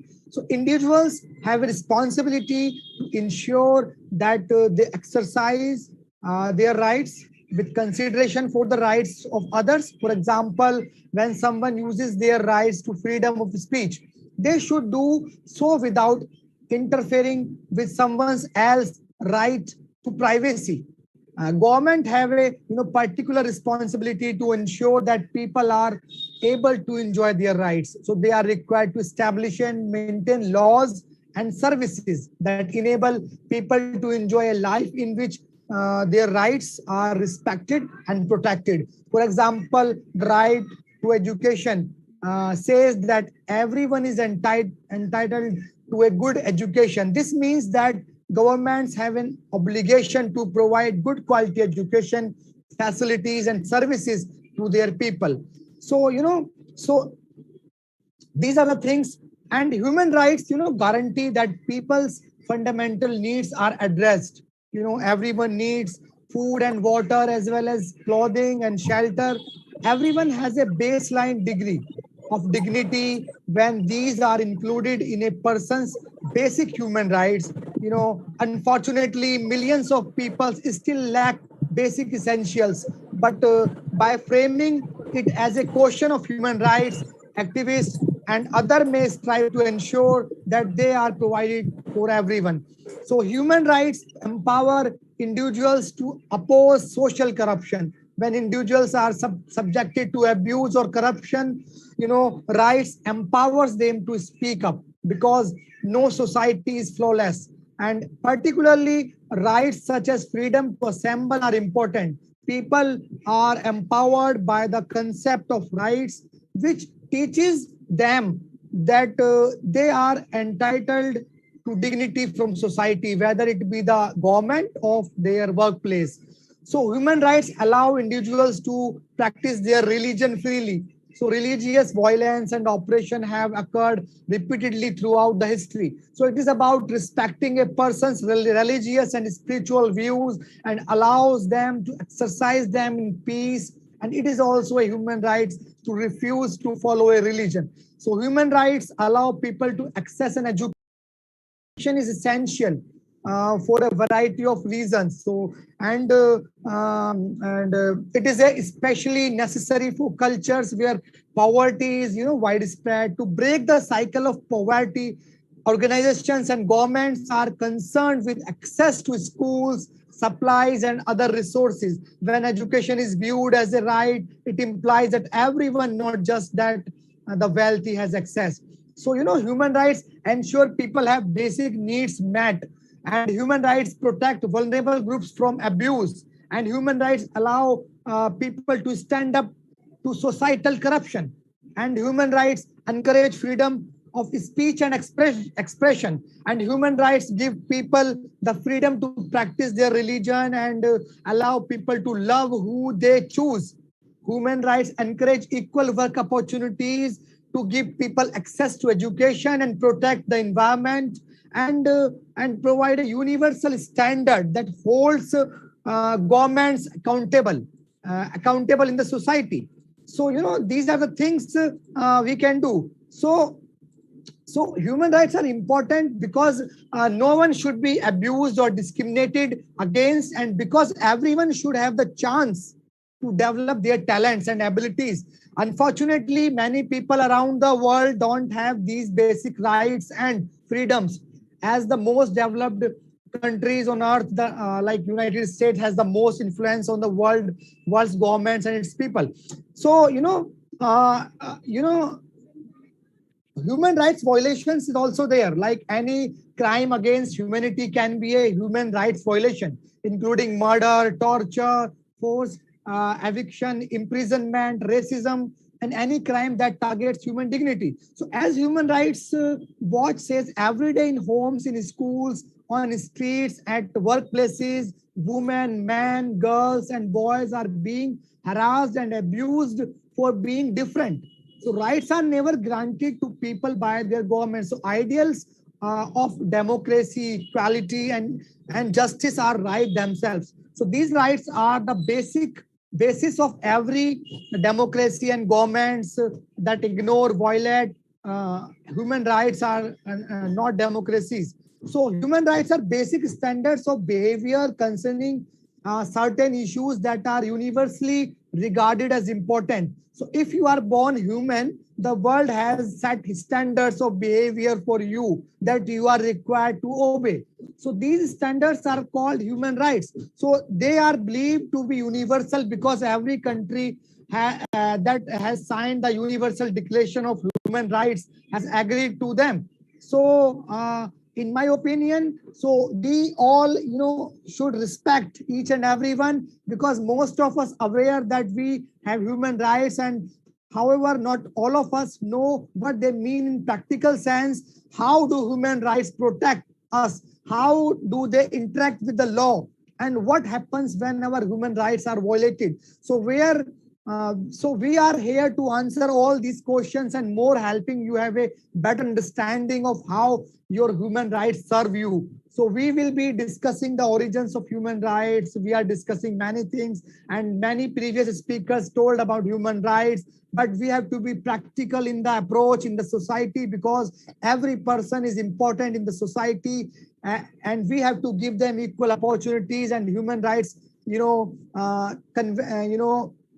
are the important things for them. Thank you. Thank you. Thank you. Thank you, Professor Zuber. Thank you for your opinion. Thank you for your explanation. Thank you for your things that you were telling us, what we need to do, what all global, worldwide people needs to do. Great speech. Please, I didn't stop today until now, nobody, when you were speaking. But please respect the time. We have only 5 to 7 minutes. We are not on the half of the conference. Please, there are a lot of speakers who are waiting. And it is already late in many countries. In my country now it is 4:23. On Philippines it is 10:30, and we need to respect the time. So I know you all have a big knowledge, a lot of things to share with us, but we will have many opportunities to share the knowledge and to make the speech and collaboration and communication. Thank you, Professor Zuber. This is not why you talk a lot. All speakers today cross little the limit of the time. Please, from now, respect the time. Okay? Am I clear? Okay, now we are going to our next speaker. Our next speaker is coming from Indonesia, an amazing woman, a great personality, Miss Herdiana Devi Nurfika. She is my great friend. All here today on this platform, like I said, all are my great and very close friends. Welcome, Herdiana. The stage is yours. Thanks a lot, Professor Nadia. Hello, everyone. Good morning, good afternoon, and good evening to all of people who are watching us right now. My name is Herdiana Devi from Indonesia. First of all, I'd love to express my gratitude to all eminent speakers, our amazing moderator, Professor Nadia, and the organizer. Today is a special day because it's Humanitarian Day, and the world turns its attention to those facing poverty and suffering, those who have lost their homes and loved ones to war, hunger, disaster, and any other misfortune. We celebrate the work of people who face immense challenge and make a lasting difference in the life of others. Humanitarian Day is also a day designed to spread awareness. We would all like to change the world, and I'm here to tell you that it can be done. To spread awareness and humanity, we need to think the way the media thinks. We need to play the same game. Give people an alternative news source that is truthful and not corporate driven. And use social media platform to help spread the word. Because of social media, people are being aware of the cruelty that was in nature for years or centuries. For example, like fashion companies have realized that a lot of consumers don't like animal abuse products anymore, and they have switched a lot of their materials to natural materials. Plus, most of them donate to animal rights organizations. So the world is not waiting only for petitions or narcissism viral videos. It's waiting for information about what is really going on behind closed doors and things that affect our lives today and in the future. Without those things, without news sources, they are not afraid of being labeled fake or untrue. How can we hope to change the world? When talking about spread awareness, the main question is what you are trying to spread and how can you choose or decide the best way to achieve it. Awareness of something can be for positive or negative. The point is that people need to be aware of something to create a change in their thinking and behavior. For example, who is the person that we should all be aware of? Of course, start from the close ones. Because in the end, the best way to spread awareness is the simplest. Just talk about it. Talk to your friends, to your family, and to anyone who will listen. Call attention to instances you see of injustice, whether they be in daily life or larger issues such as worldwide hunger. For example, write letters to your local government officials and push for change in policy. Of course, all of that things take time and effort, but they are all ultimately very worthwhile. And in an age of social media, online activism is just as important as any other form of advocacy. So just remember though, you cannot reach out if you don't go out there and get active. So let's put it this way, there's only so much you can do alone. There are many opportunities to make an individual impact, but only if you take the advantage of them. The key is to make a conscious effort to improve humanity, even if that simple means paying attention to others. Start with a random act of kindness and see where it leads. It might lead you on a journey more wonderful than anything you could have imagined. Remember, the best thing that we can do is just to be nice to people. If you can never find the right word to say, why not say nothing? So I want to conclude my speech because I know that already run out of time for the previous time. So the reality is that the only way to truly end social injustice is to spread awareness of these issues until people can no longer ignore them. So everyone has a choice, and we have an obligation as citizens to fight for as much equality and justice in this world as we possibly can. We can all do our part to make the world a better place. We all have something to offer, some good idea that could help others. So go out there, ask questions, offer advice, volunteer your time, and help spread awareness of the issues that matter to you and other people in the community around you. Because ultimately, we are all in this together. Thank you. Thank you. Thank you, my beautiful Diana, for the speech. We are helping. We need to help each other. And that is why almost of us are educators, and that is our mission. And today is also a really special day. And I can say that we, like educators, are really humanitarians and making many voluntary actions. I can say me, in my country, not only in my country, we are making actions worldwide, in Africa, Asia, and many other countries. And then when we do that, when my students do that, when they feel that, I'm the most happiest person on the world. Thank you very much. Now I'm coming again to India. Great, Professor Dr. Suraya Bano. Welcome, Professor Dr. Suraya Bano. Very good evening. This is Professor Dr. Suraya Bano from Blynagar, Chhattisgarh, India. Today, topic is humanity and human rights. As United Nations General Secretary Antonio Guterres said, we don't hear you really good. Can you a little louder speak? Yes.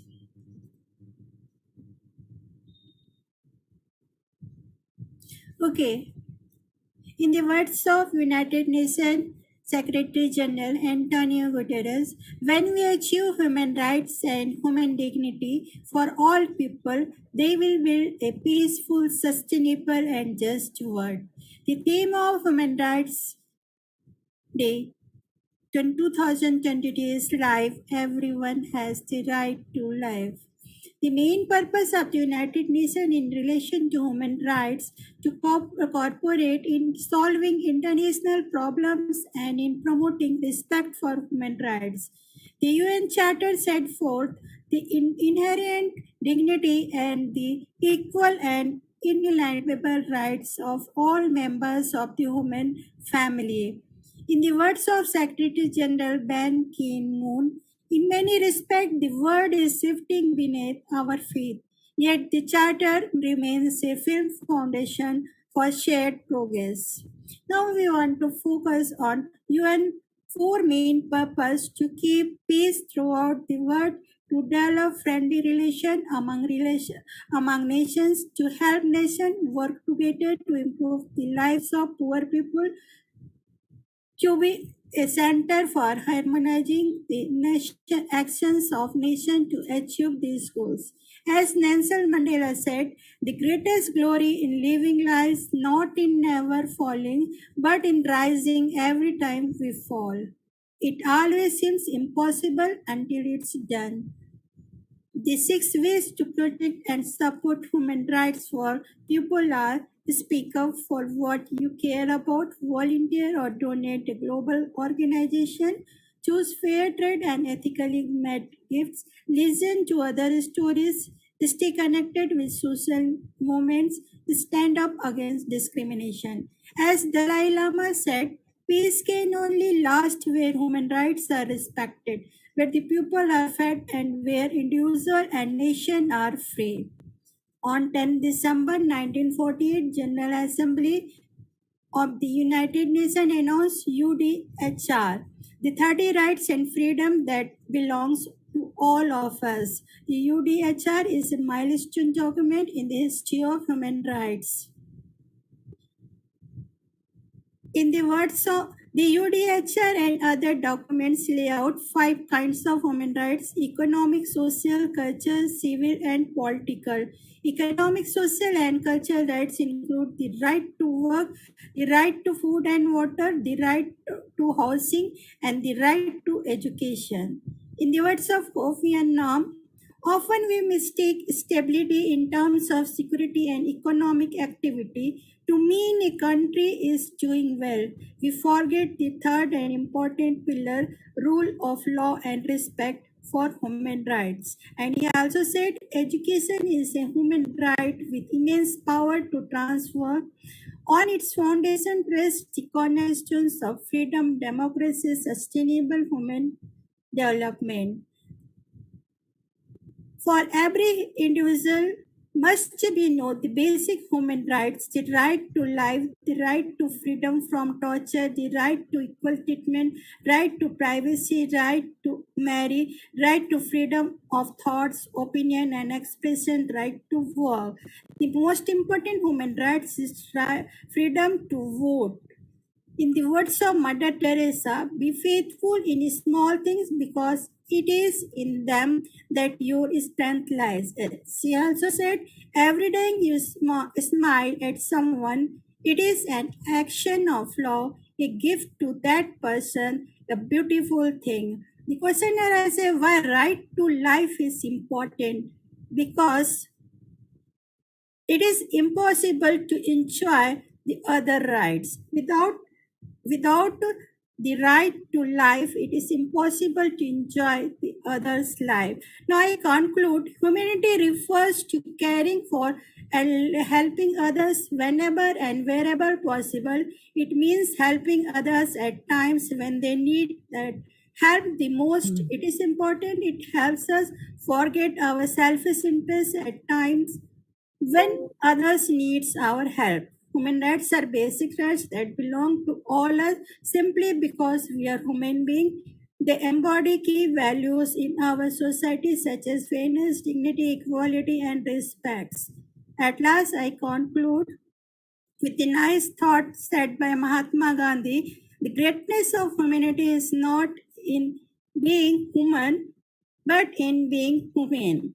The day the power of law overrules the law of power, the world will know peace. Thank you, Nadia madam. Thanks a lot. Thank you. Thank you, great Ambassador Professor Suraya Bano. It is always a pleasure to listen you, to have and to be with you on this great events because you have always really smart speeches, intelligent, and we are honored to listen you, especially because you have a great long experience in the education and in other fields. Thank you very much. Now from India, we are moving to South Africa. Our great Professor Dr. Ambassador Mehreen Mia. Ambassador Mehreen Mia, welcome to the conference Humanitarian Words. Professor Miha, are you here? Or we lost her? Okay, welcome. No, I'm here. I'm here. Can you hear me? Yes, very clear. Okay, I'm so sorry. So, assalamu alaikum to everybody, and I greet everyone in the universal greeting of peace and blessings. I do apologize for being late and not being on video, but I'm speaking to you from a very icy, cold, wintry, snowy South Africa, and it's really causing havoc climate-wise here for us. So I do apologize for that. So I'm going to try and get a little bit of my words out to everybody as soon as and as quickly as I can, with the gist of the message to be done quickly.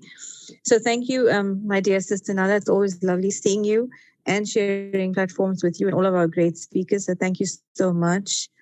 We're talking on such an important topic. I think it's close to every one of our hearts: humanity and human rights.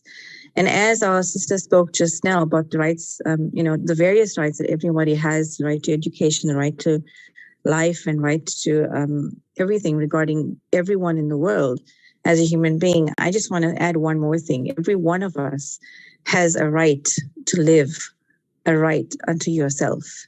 And I ask everyone who's listening right now, what are the rights that you have to yourself that you are aware of? And what are you doing to make sure that your rights are attended to properly? So when we're talking about the right to education, for the children around you to have their rights to education, what are we doing to actually ensure that that right to education is met? What are we doing to make sure that our children are getting the education that they need? So as much as there's so many different aspects to these human rights, we must remember these are just general rights, basic human need rights, and each one of them need to be attended to effectively to bring changes that are needed. But that change that's needed for us all as human beings, as humanity, to be able to vest and see the change, that change has to start with each one of us individually. So as much as we can belong to various different groups and lobbying, etc., we need to actually start making the changes happen. So we need to be the change that we need to see effectively work for our people, for ourselves, for humanity. And that's what we do as change leaders. That's what we do as leaders that we are. So when we're talking, for example, about women's rights are not different from human rights. They're one. Child's rights, same, it's human rights. So let us not try and draw barriers where they don't have to be any. And let us rather try to build our communities and our nations by first building ourselves. So grow yourself, develop yourself, be the best that you can be, and learn that these are the different spheres that are needed help with in your areas, in your fields, in your communities. So grow you, grow your family, grow your community, and that will then grow a better society. And that is how we will then build humanity and build better, bigger, more effective nations that will see success and prosperity, because that's what we need. The key, of course, we know is education. The key to getting everything seen to is free education for all. And for us to be able to explore that education facility so that we can make sure our passions are met with success financially, economic growth. But together with the education is awareness. If you're not going to be aware that any change is needed for something to become positive for you, then there's not going to be any change that's going to be met because you're not aware of it. So the key is education, the key is awareness, and we need to also understand human beings have rights. We as humanity have a right unto each other, and that is to be kind, to be full of love, to be full of peace. to hand on gestures to be able to know that we need to work together. And that togetherness is where we will build our human rights. And when we build these human rights together, we will obviously see effective change.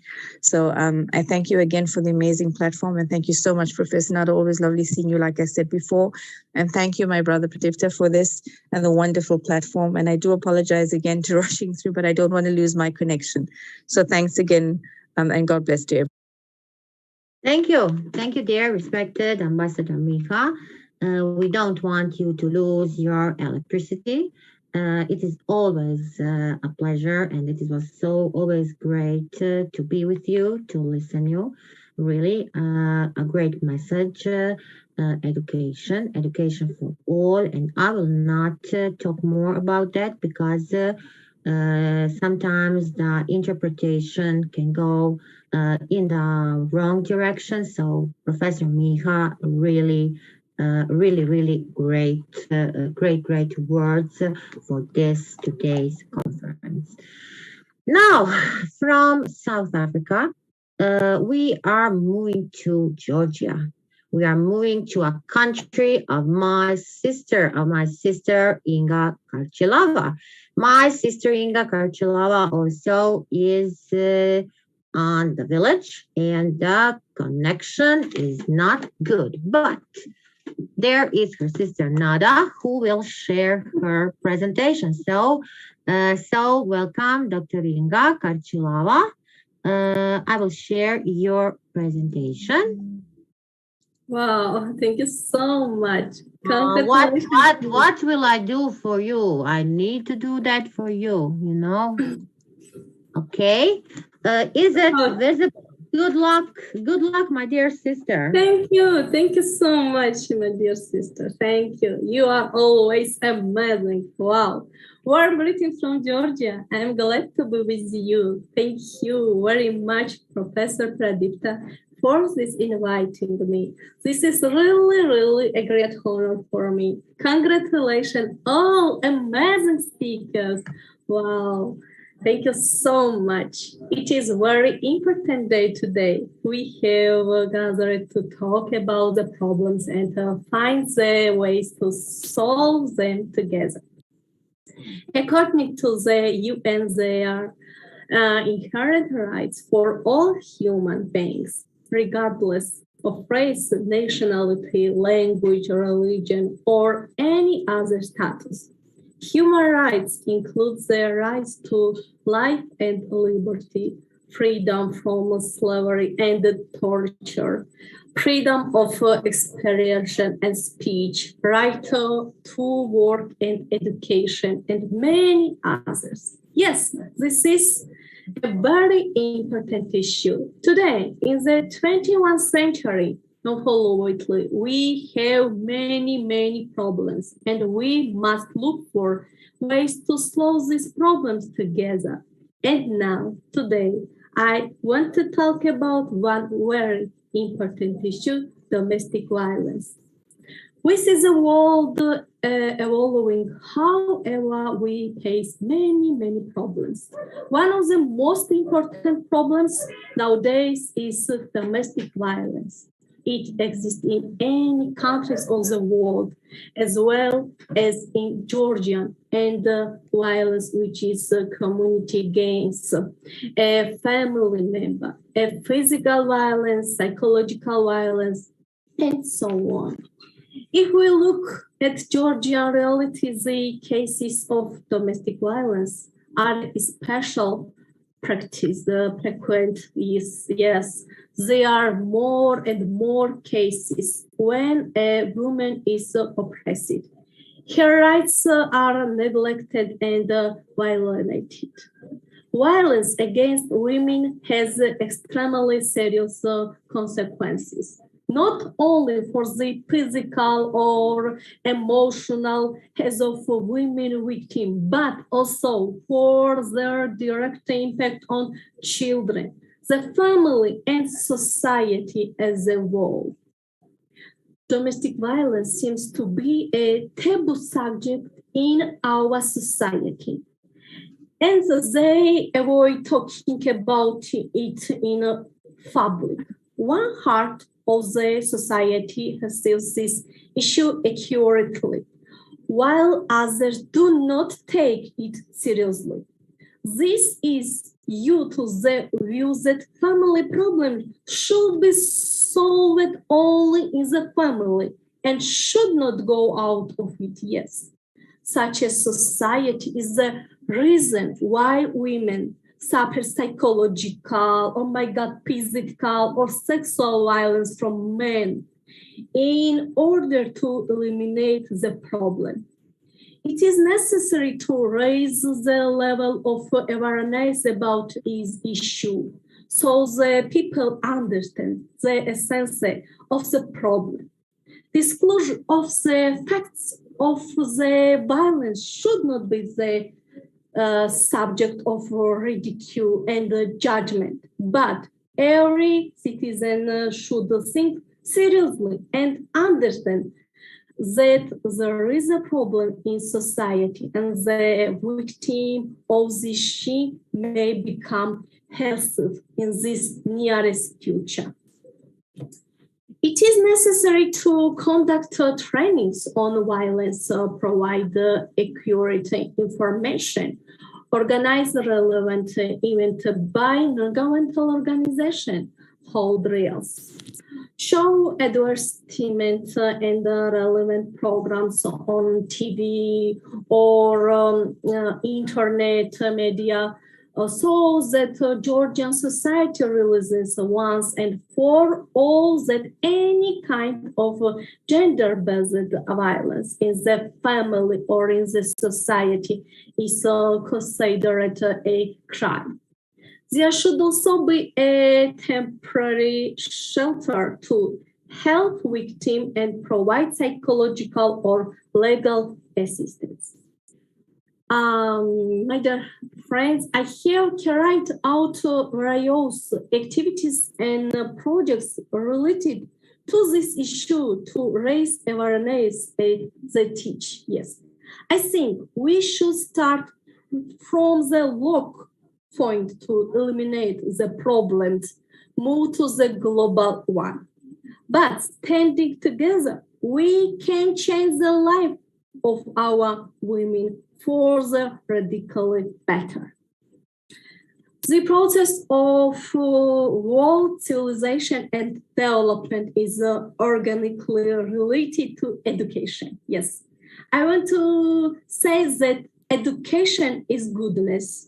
It is the most effective means of sober thinking, rational and calm, discriminate between goodness and badness, and meeting the life challenges. Thank you so much, my dear friends, this opportunity. This is really, really very important topic. Thank you. We can do everything together. Yes, we can do everything together. That is why we are here.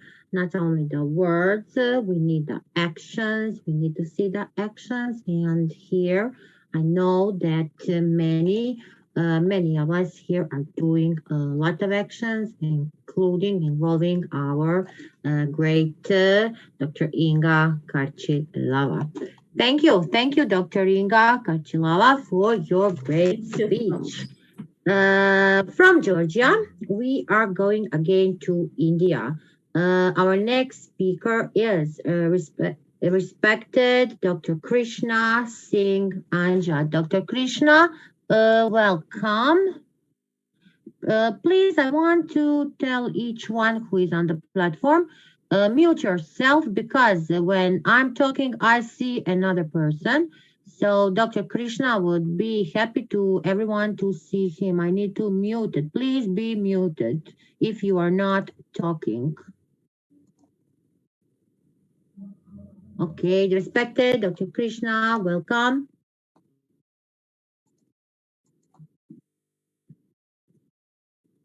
Did we lose you? I saw a message, bad connection. Dr. Krishna, are you there?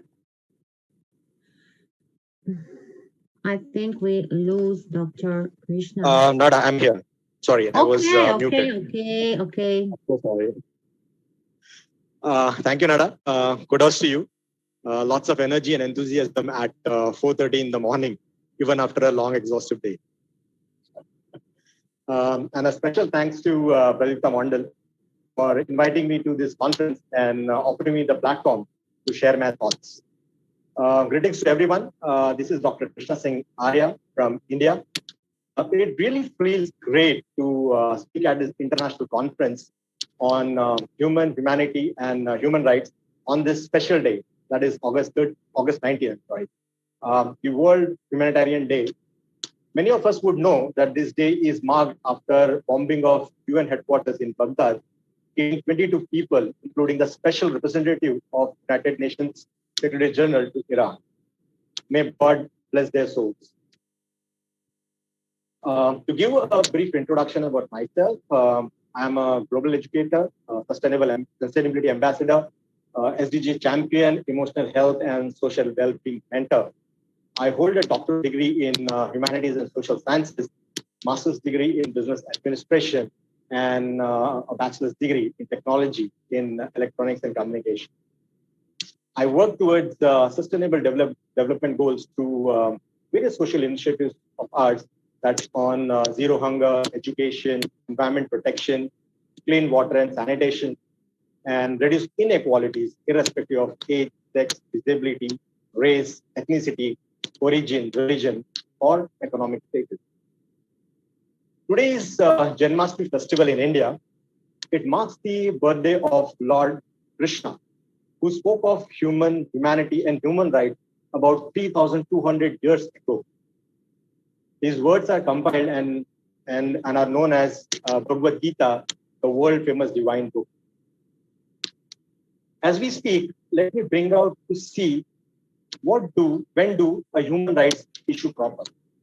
It happens when there is a violation, meaning somebody or someone would have outraged the essence of humanity. And this is because that human must have relinquished his or her morality. So, in the core is morals. But if you observe closely, you will understand that in today's world, the focus is on academics and intelligence. However, academic education and intelligence devoid of humanity could lead the world in wrong direction. Just to give you just simple examples, it's like a doctor, a practicing doctor can become Al-Zawahiri, the leader of Al-Qaeda, who was recently eliminated by US Armed Forces. A chartered accountant from India can become Yaqub Menon, who was sentenced to death for conspiring for Mumbai bomb blast in India. A software engineer can become Burhan Bari, a terrorist from Kashmir. An aeronautical engineer can become Mohammad Atta, who flew the aircraft in the World Trade Center in New York. Even a millionaire or billionaire can become Osama bin Laden. Hence, the world order needs to focus on development of morals rather than just intelligence. The priority sequence of the combination to focus is first has to be morals, then intelligence, and thereafter academic education to deliver humans for a sustainable society. The children start to build their own identities from early age. When morals is the core, it becomes crucial to equip the young age group with strong, fundamental, high moral standards from beginning. And it becomes essential for them to build, for us to build the competent leaders of present and future generations to implement and achieve sustainable development goals. I believe the formal education, training, and practices should be induced from school to university level to inculcate these right values and morals. An activity-based curriculum and regular workshops will positively add to contribute towards child and youth development, resulting to make this world a better place to live. I rest my speech here. Thank you, all the lovely audience, for patiently listening to me. Thank you, Global Educators Forum, World Education Council, the Policy Times, Vishwa Humanity United International Royalty Council for organizing this international conference and bringing the best spring together from all the corners of the world. Thank you. Over to you now. Thank you. Thank you, Dr. Krishna. It was a great speech. You introduced yourself at the beginning and say your thoughts on this topic. Thank you very much. And we didn't celebrate you, but we know that today in India is a holiday, and we wish to all India a great celebration and a holiday with the family and person they love. Thank you.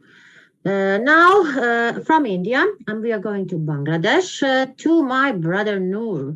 Brother Noor, welcome. Well, my dear sister, can you hear me? Yes, great. Absolutely. Thank you so much. And hello, everyone. Good day. And this is Ambassador Noor Ahmed. I'm from Bangladesh. First of all, I have to give my gratitude to my brother, Pradeep Tamanna, for giving me the chance to share some of my words in the international platform and where the great topic has been discussing. That is humanity, and human rights. There's a vast ever things to discuss, and all the eminent speakers have been doing such a great job to share such of their words regarding the humanity, and human rights. But I'm going to talk about my topic is very specific way, as I do believe to represent the youth, and I will talk about the youth rights. You know, youth is a period of transition from the dependence to independence and autonomy. And in the transition occur at different time in relation to the different rights. For example, if we consider that education, employment, sexual, reproduction, health, and among other depends on the socioeconomic context.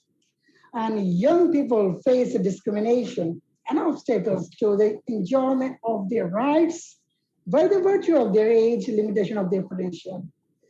You know, most of we are actually, all the youth in international, mostly 70% of the youth live in the poor countries, mostly in the South Asian and African context. So for that reason, most of the youth are not able to get the actual rights, even they're not getting the basic needs of their life as well. Even they're not getting a great scope to improvise the knowledge, ability, and ideas in the international context and the social economic development. And young people, I know the human rights of the youth, therefore, refer the full of enjoyment of fundamental rights and the freedom of by young people, but in reality, it's quite impossible to see in picture as well as in see nowadays in everywhere. Maybe you are considering that what kind of challenges that young people actually face.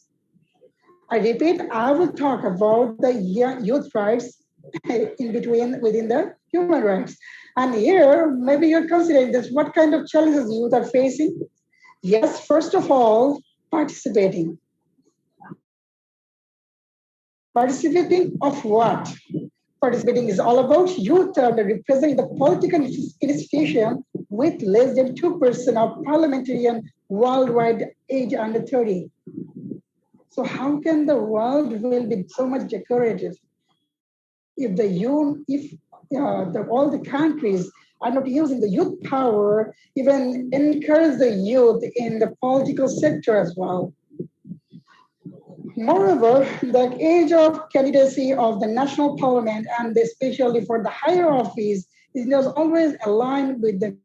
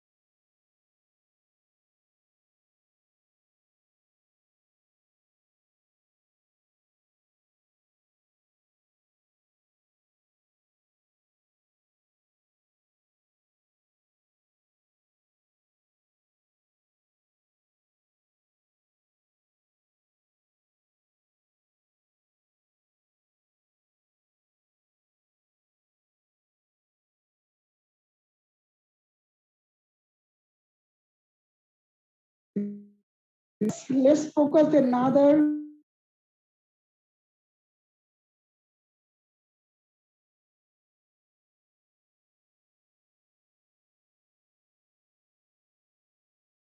Better and better and better ways, like we can see today if we put in comparison with the last centuries. Now about humanity, the entire human race or the characteristics that belong uniquely to human beings, such as kindness, mercy, and sympathy. As we can see, okay, it was the evolution of humans, but they live in the groups. Let's try to say society. And it's very important to try to understand all the races, all the religions, and so on.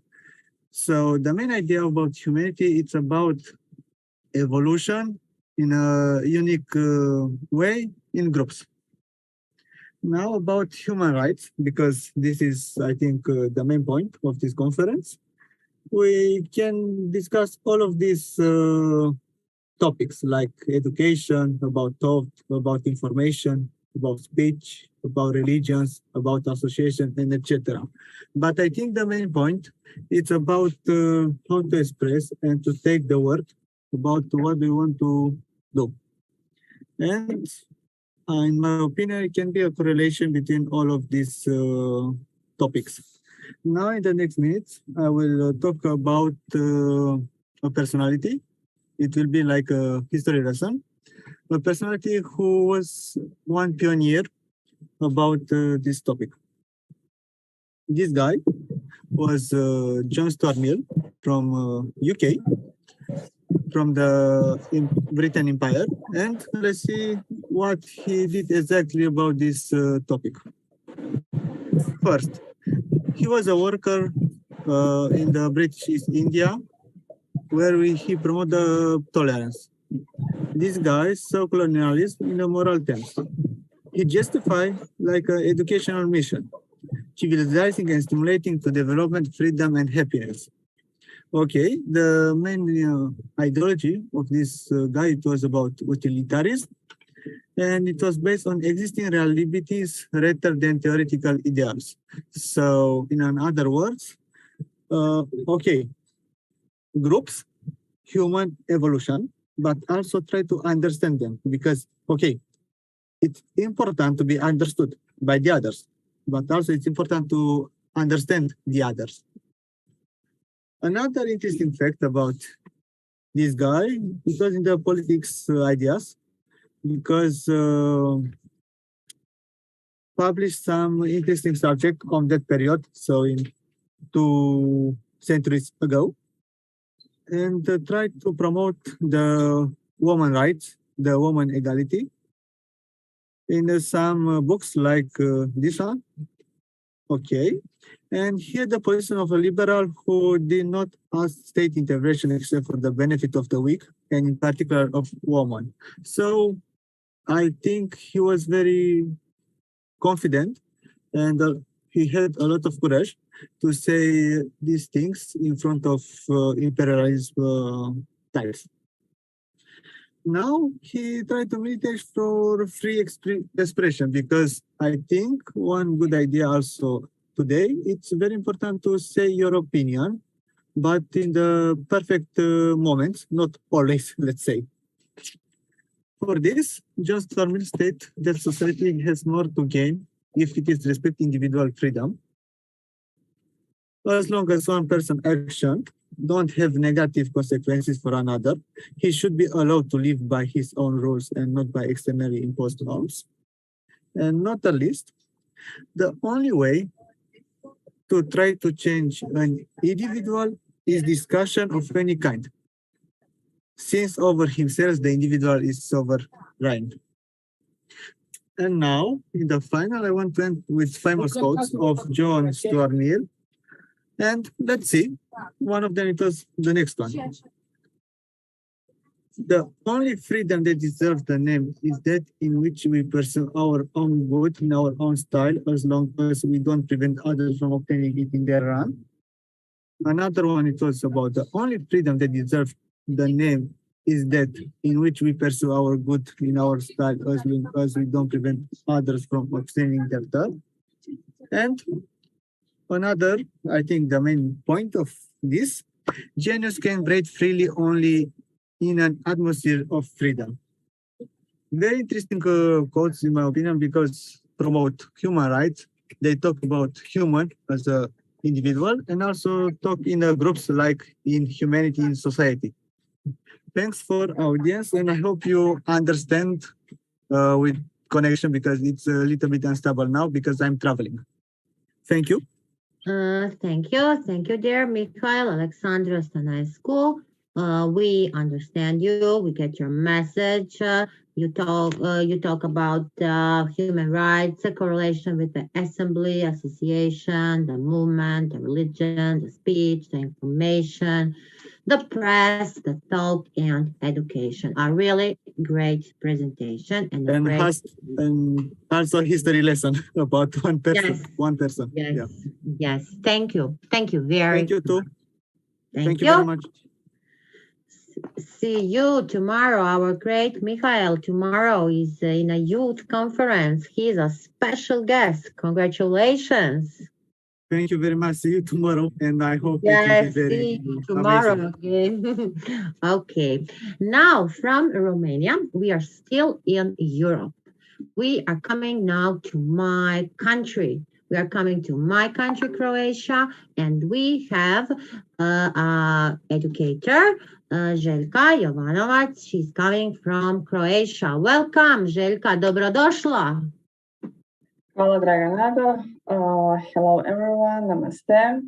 I'm really honored and grateful to be part of this conference on these special days and on this World Humanity Day. As a professor of history, I would like to remember all of us about the idea about the human rights. So my message for me and to my students and to all of us is that we have never ever forget about humanity and human rights. So that this will have to be our mission for every day.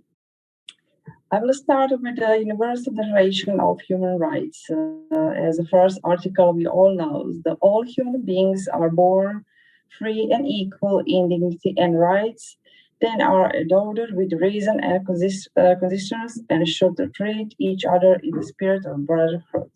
This is the first article for the Universal Declaration of Human Rights begins.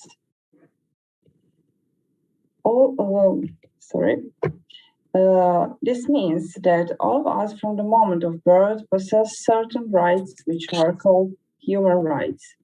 Human rights are guaranteed to every human being based on his existence as a human being, and they are inalienable, which means that they cannot be taken away from anyone. The following are two typical definitions of human rights. Human rights are considered the guaranteed rights of individual to protection from the state, rights that belong to him based on his existence as a human being, rights that remain available in any case of any cannot be restricted by the state.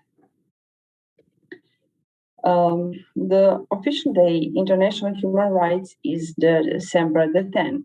But in political vocabulary, the term human rights denotes the totality of the right to freedom that individual can claim on the basis of his existence as a human being, and the community must legally guarantee him for ethical reason. In this sense, we are talking about rights for the respect and protection of which the political community is legitimized. So the idea of human dignity is old as a humanity. It existed in different forms in all cultures and all religions. Thus, deep respect for the human being is visible in African philosophy and in ancient Greek philosophy more than 2,000 years ago. The idea is from equality of all people developed, the idea of natural right that belongs for every human being. The following rights were declared inalienable human rights that we document Virginia Bill of Rights. And since they constitute the core of human rights, the right of life, liberty, and private property, freedom of assembly and freedom to the press, freedom of movement and right to petition, the right to legal protection, the right to vote. The UN Communication on Human Rights elaborated the Convention of Civil and Political Rights and the Convention of Economic, Social, and Cultural Rights. They intended into force in 1966, and their goal was to make the principles in the declaration legally binding. So, what do human rights exist? There are two key values that lie at the very core of the idea of human rights. The first is dignity of every human being, and the second is equality. Human rights are indivisible and independent. This means that human rights groups have equal importance and that, for example, political rights cannot be realized without economic rights and vice versa. In the other way, personal rights include the rights of man to be protected from all kinds of attacks and to have his human dignity intact. An example of this is the right to life, which is the basis for all other rights, and the right to the free development of a person. What this means, it is have personal right to life. We can also see from the fact that even in this century, even in democratic countries, it was allowed to physically punish someone for mismurder. For example, just a few decades ago, it was even quite normal for a teacher to punish his students with blows for bad behavior. So the personal rights are the core of human rights, and we find them in all human rights documents and catalogs. The education is a special right. Education must be aimed at the full development of the human person and strong respect for human rights and fundamental freedoms. Human rights, which organized from philosophy in the 17th century, found their place in state constitution as a fundamental rights. Human rights are to some extent the basis idea behind basic rights. Until the middle of the 20th century, they expressed more of the mind of the right defended by the state order, 3-4 human rights and nature rights with the General Charter of the Human Rights of the United Nations. International government organizations, in those international non-government organizations, have the duty to warn the United Nations about human rights violations. They maintain networks of human rights defenders around the world and publish reports of human rights violations, but every single person can contribute by respecting human rights and dignity of the people who live around us. We are already participating in the protection and promotion of human rights. And that's all for me. Thank you. Thank you. Thank you, dear Zelka. Thank you for your speech. This is what a professor of history said, because a professor of history knows much more than we who are not in that field. Thank you, and thank you very much. And greetings to Croatia. Yes. Yes. Thank you. Again, from Croatia, we are going to India. Our next speaker, our next guest is Dr. Subrata Chattopadhyay. Welcome, Dr. Subrata. Enlighten us with your speech today. It is almost late in India. Thank you so much, ma'am. 11 o'clock. Thank you so much, ma'am. Am I audible? Yes, you are. Welcome. Okay. Greetings to all in Global Educators Forum.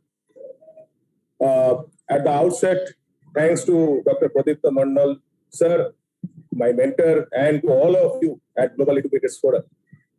So, I would like to share with you a story.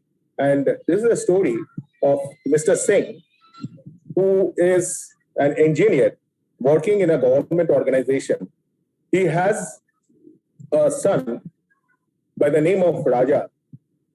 And Raja goes to a convent school. Now, Mr. Singh also has a servant of the same age in his house by the name of Raju.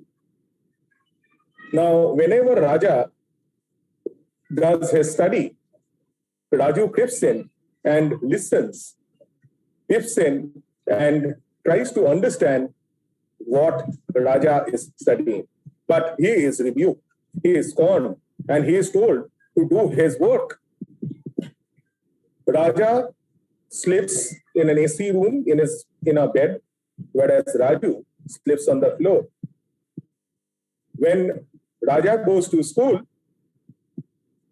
Raju takes the school bag and the water bottle and take him to the school car. So what I'm trying to emphasize over here is about humanity, about human rights. So two children, so much of discrimination is being done. Does Raju, the servant who is of the same age as Raja, not deserve education? Maybe he is not fortunate by birth, but he has the right to be treated equally. I'll share with you another story, and this is a story which happened with one of my students. His father was not working, and he was my MBA student. He came to me several times and told me the plight that he was in. He used to offer tuitions. His mother had deposited gold for money, and he used to play cricket and give tuitions and run his family because his father was not working, his mother was a homemaker. Now, during his entire tenure of the master's program, MBA, right, on seeing his plight, I used to, give him pocket money as well as also arrange for his monthly ticket. He came by train. There were other two teachers who used to give him clothes. Now, this boy got an opportunity in a multinational company, and today he is the area manager at Hindustan Unilever. He sent me a WhatsApp few days back telling, "Sir, today I am earning 1 lakh rupees per month." So, that is what humanity is all about. Every one of us who deserve to be treated equally, and there should not be any discrimination. We should abide by the human rights and be human. That's what we ought to be. Thank you so much. Thank you. Thank you for a great speech. Big clap from us. We are really honored to have you here today and to hear your great speech on this great day. Thank you. Now I'm going to call one great person, a great Dr. Raja Rao Pagidipalli. He is today supporting us, India TV, a world peace campaigner, social activist, a promoter of humanitarian culture, arts, and we are really honored to have you here and to be with us and always to listen your speech, Sir Raja.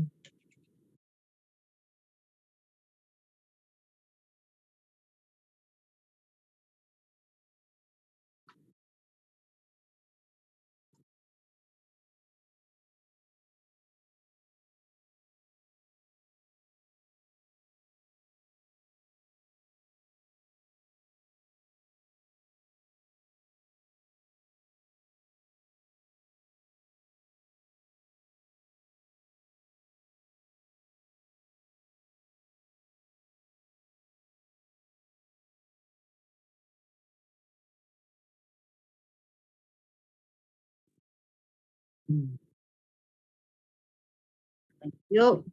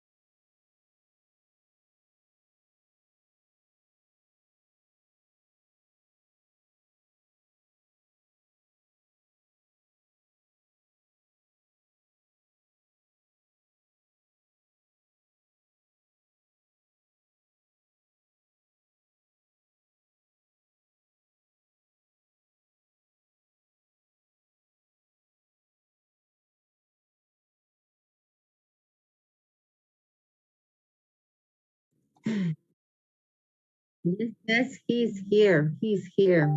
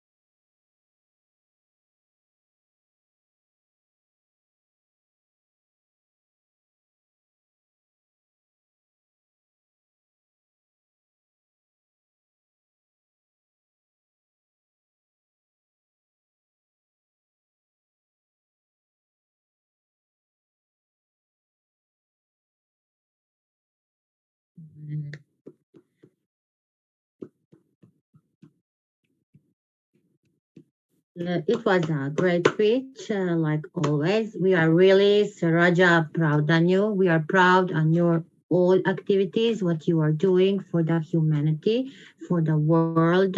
Very active, I can say, on the daily basis. So it is really a honor to know you, to be with you, and to share the same platform and to listen you. And because you have a great experience, a great knowledge, and you are doing a great job. Thank you very much. A big clap for our Sir Raja.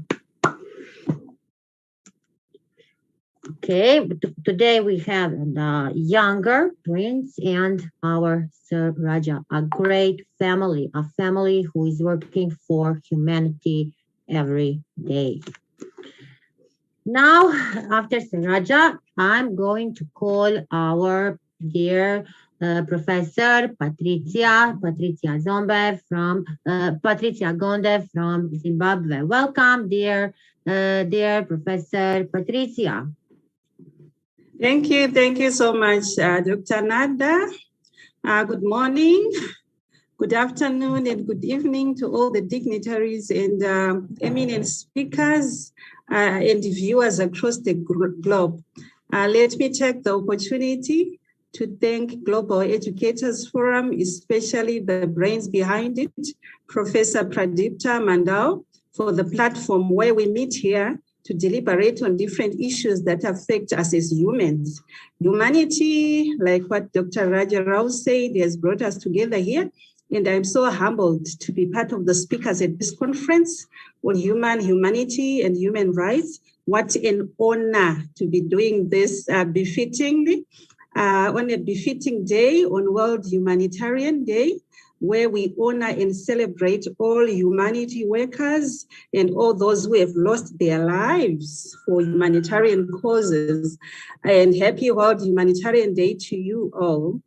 And then I'm also happy to be celebrating humanitarians around the globe for their work that they are doing, for the sacrifice that they are doing, the risk that they are taking in each and every day of their life, and above all, the efforts that they put in to help create life in all its fullness for the most vulnerable people out there.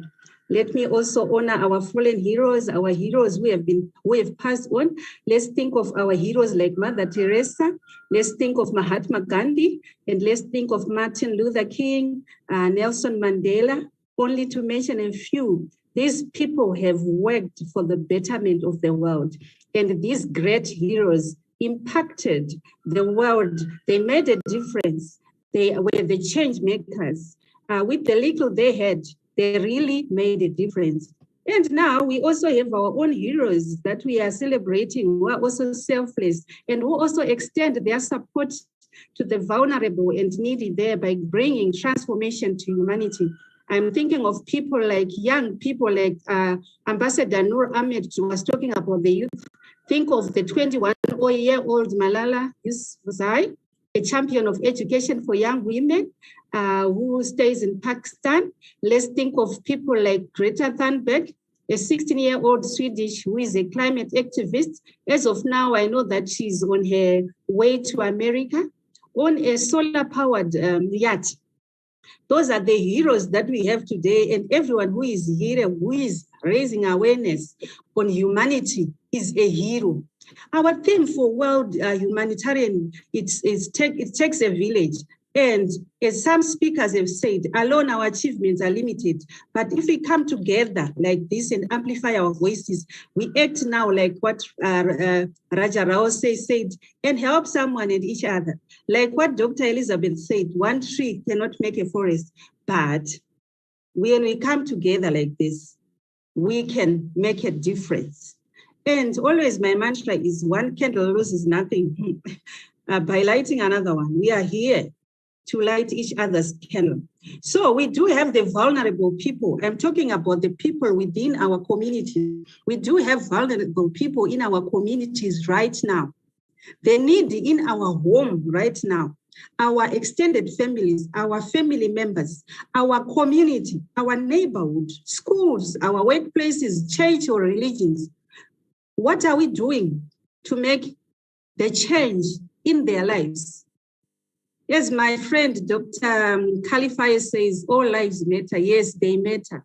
Just by helping that one person in your family, that one community, that one village that you know, that one town or village or neighborhood, it might not change the entire world, but listen to this.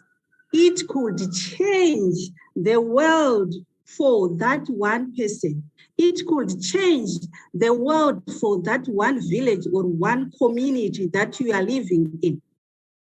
And we can change this world by our simple acts. We have to respect each other. Some people talked about respecting each other, our human rights, treating each other the same. Let us love each other as human beings. In the communities that we live in, let us spread love. Let us be empathetic. Let us feel for each other. And we would not be having humanitarian issues like human trafficking, like domestic violence, like hunger issues, discrimination, several types of abuses, genocides, like civil wars, and the wars that are happening, like what the former speaker talked about in Ukraine. And we should respect human values. Like I said, accept each other, appreciate each other, listen to each other, communicate, even with the person whom we are living in. So many things are happening in each and every person's life. We have so many depression cases that are happening right now because no one is able to listen to another one. You are selfish. You do not want to listen to the person whom we are living with. Humanity starts with you. Where you are right now, humanity starts with us. So let us show that empathy. Let us show that love towards true. Martin Luther King said, true compassion is more than throwing a coin to a beggar. It demands our humanity that if we live in a society that produces beggars, if we live in a society that produces beggars, we are morally commanded to restructure that society. And that society is around us. We start within us. And then we can make an impact in a small number, but in a much bigger way. I would like just to say a short story, I think from Lauren Azel, which says one day a man was walking along the beach. He noticed a fine young boy who was picking up things and gently tossing them into the ocean. He approached the boy and asked him, "What are you doing?" And the boy just told him, "I'm throwing the starfish back into the ocean because the surf and the tide are going out." He told him that if he didn't throw them back, they would die. So the man laughed at him and said, "Son, do you realize there are miles and miles of beach and hundreds of starfish? You think we are all going to throw all of them in the ocean? Then you can't possibly make a difference." And the boy just smiled at the man and said, and picked one starfish, threw it into the ocean, and he said, "I made a difference to that one starfish that I threw in the ocean." This is the sort of difference that we are talking about. Make the difference in one person, and it will spiral to the other people in the world. It is a lesson to each and every one of us that sometimes it's enough to make a difference to one. Coming together like this is making a difference. Global Education Forum and Pradipta Mandal, we are making a difference. Fellow speakers, we are making a difference. So we might feel like our actions are insignificant, and instead we should focus on changing the world by changing ourselves in that one person, that one family, that one community. Just like what Mahatma Gandhi said, as human beings, our greatness lies not so much in being able to remake the world.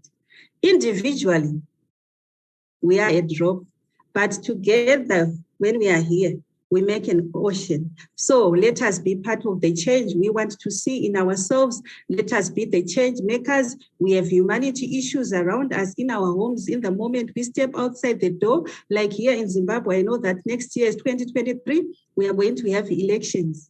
But now we are already having arbitrary killings. We are having abductions. We are having so many issues that need to be looked at. And as we come together here, we want to raise that awareness.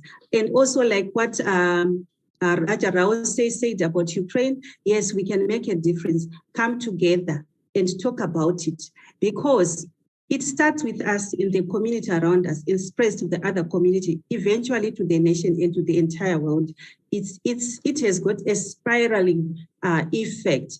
And let's pray for peace in all the countries that we talked about that are facing these difficulties. Let us come together and raise awareness on humanity issues in Syria, Somalia.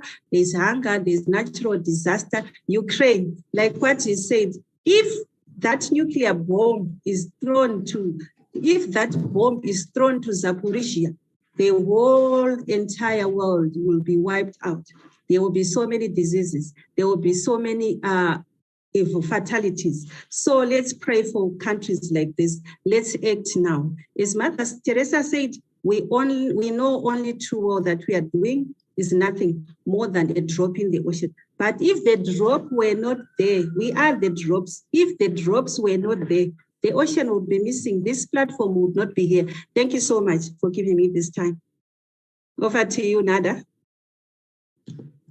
Thank you, dear Professor Dr. Patricia. It is always a pleasure to listen to you.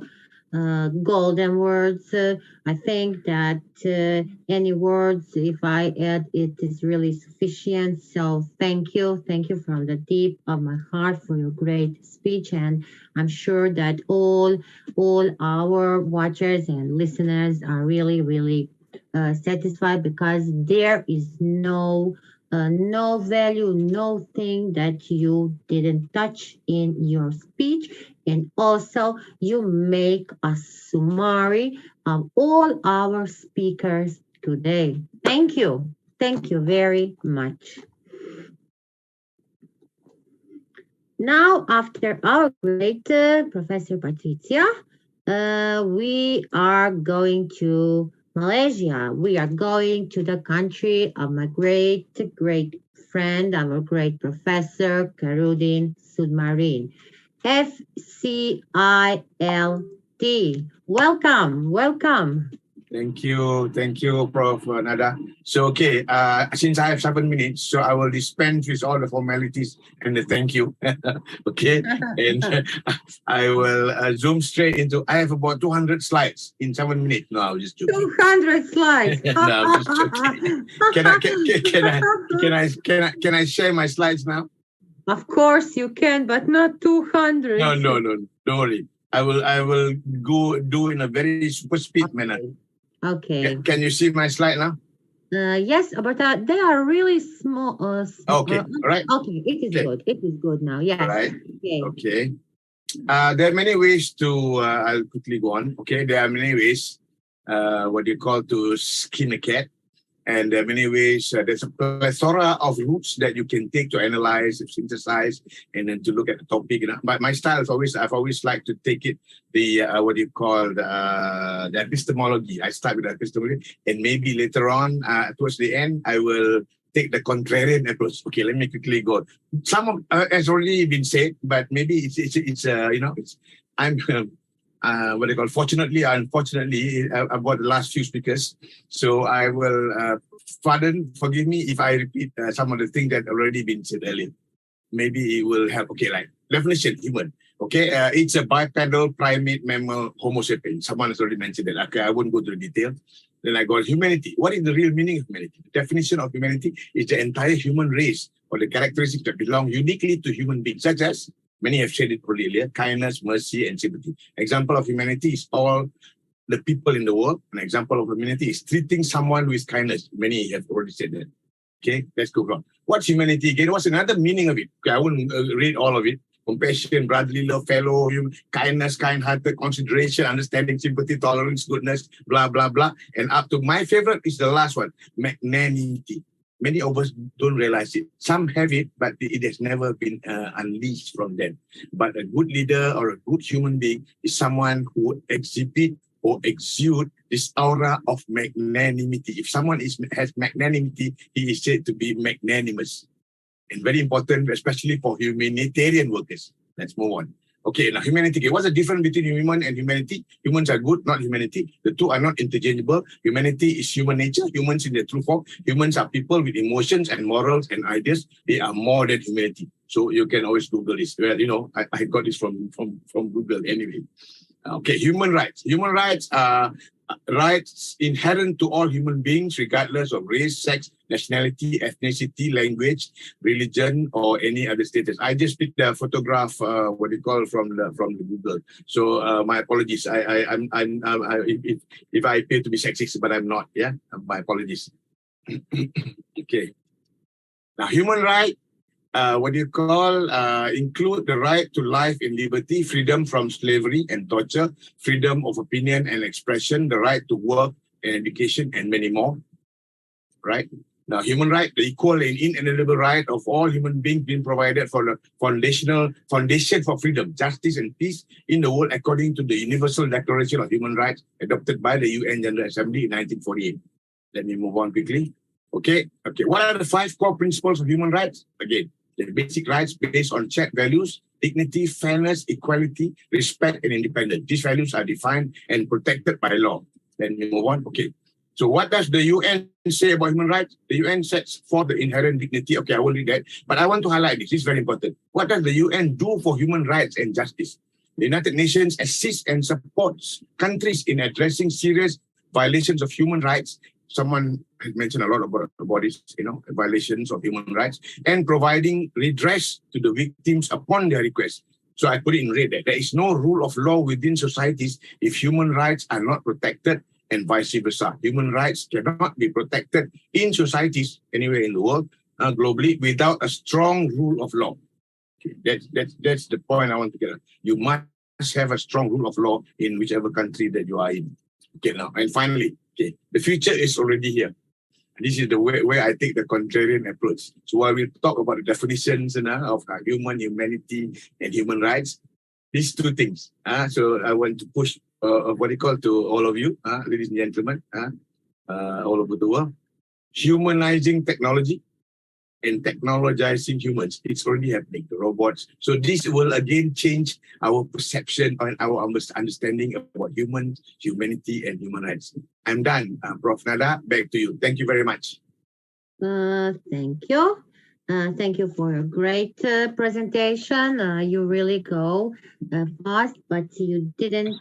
Sorry about that. You didn't forget nothing. All the main things that you say, and it is very important. Thank you. Thank you for this. A big plug for our dear respected professor. Thank you. Now we are going from Malaysia.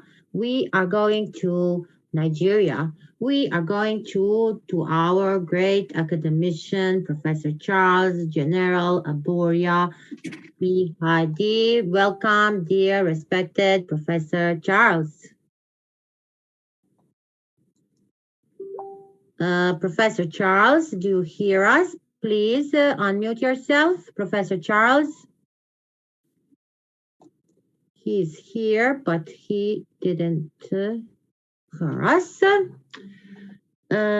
We still have more speakers. Professor Charles didn't hear us, but I see here a great lady who is waiting for the speech. I mentioned her at the beginning when I mentioned our organizers. So I'm calling our great Professor Dr. Caroline. She's a global educator. She's a big social activist working like our Sir Raja every day on the humanitarian and human rights, and she is a managing director of Vishwa Humanity United International Royal Council. Welcome, welcome, respected Dr. Caroline. Thank you very much, Nada. Nice to see you on this platform. It's a great time. I'm hearing to everyone.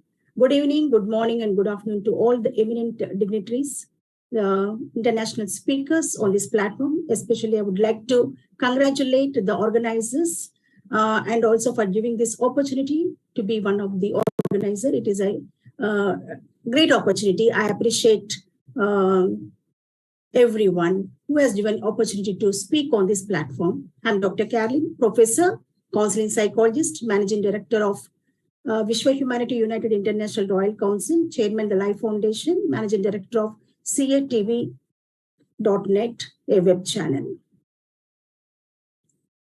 This topic is really a beautiful topic in the present scenario, in the current situation, human rights and humanity. So every speaker spoke about the importance of human rights and the existence of human and humanity on this earth.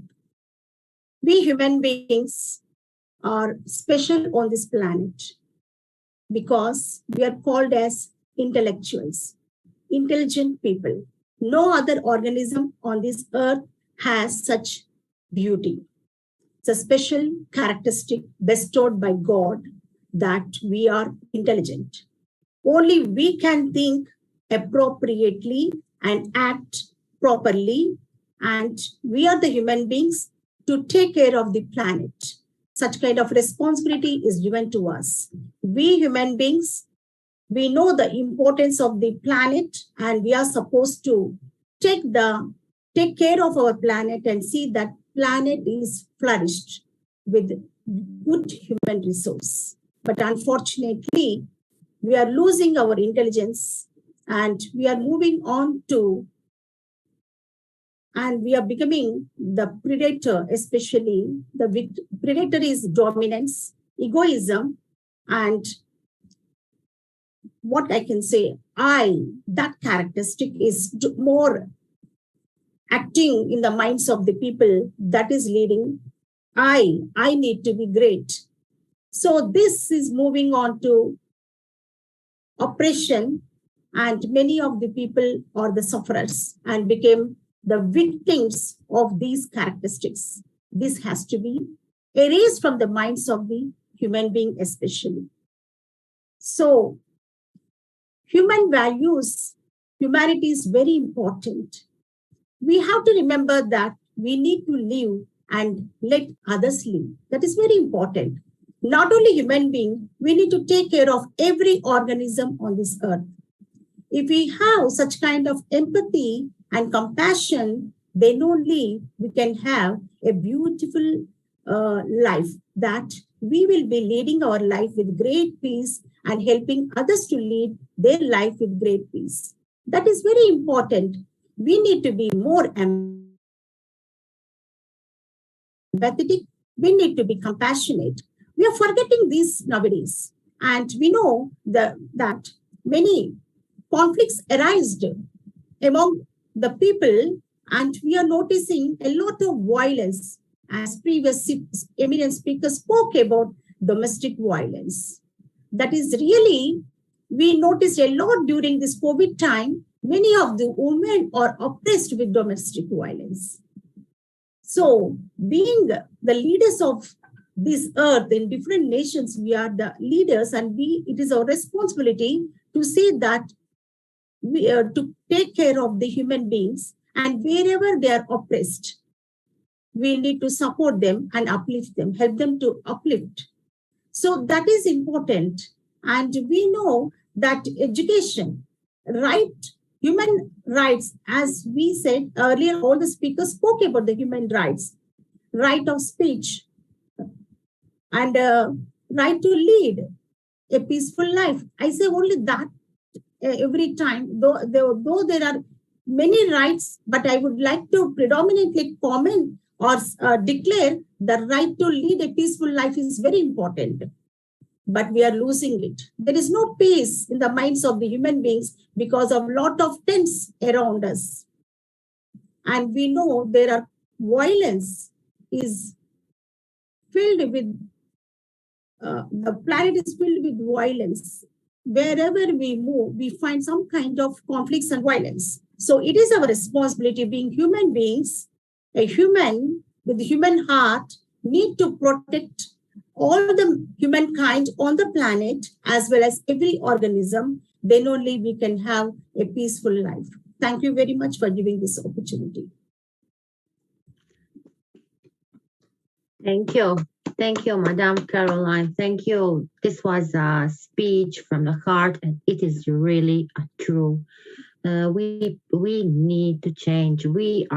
People are not living on the correct way, thinking, and as you said, many bad things are happening. And why we are coming again to the words? Why competition? Why we want to be someone else or something like that? That is not good. We really need to be the person who we are, and that is a human being and think. And if we don't think to help each one, today is very hard living. So really amazing. Our dear Professor Patricia Wright really profounded speech.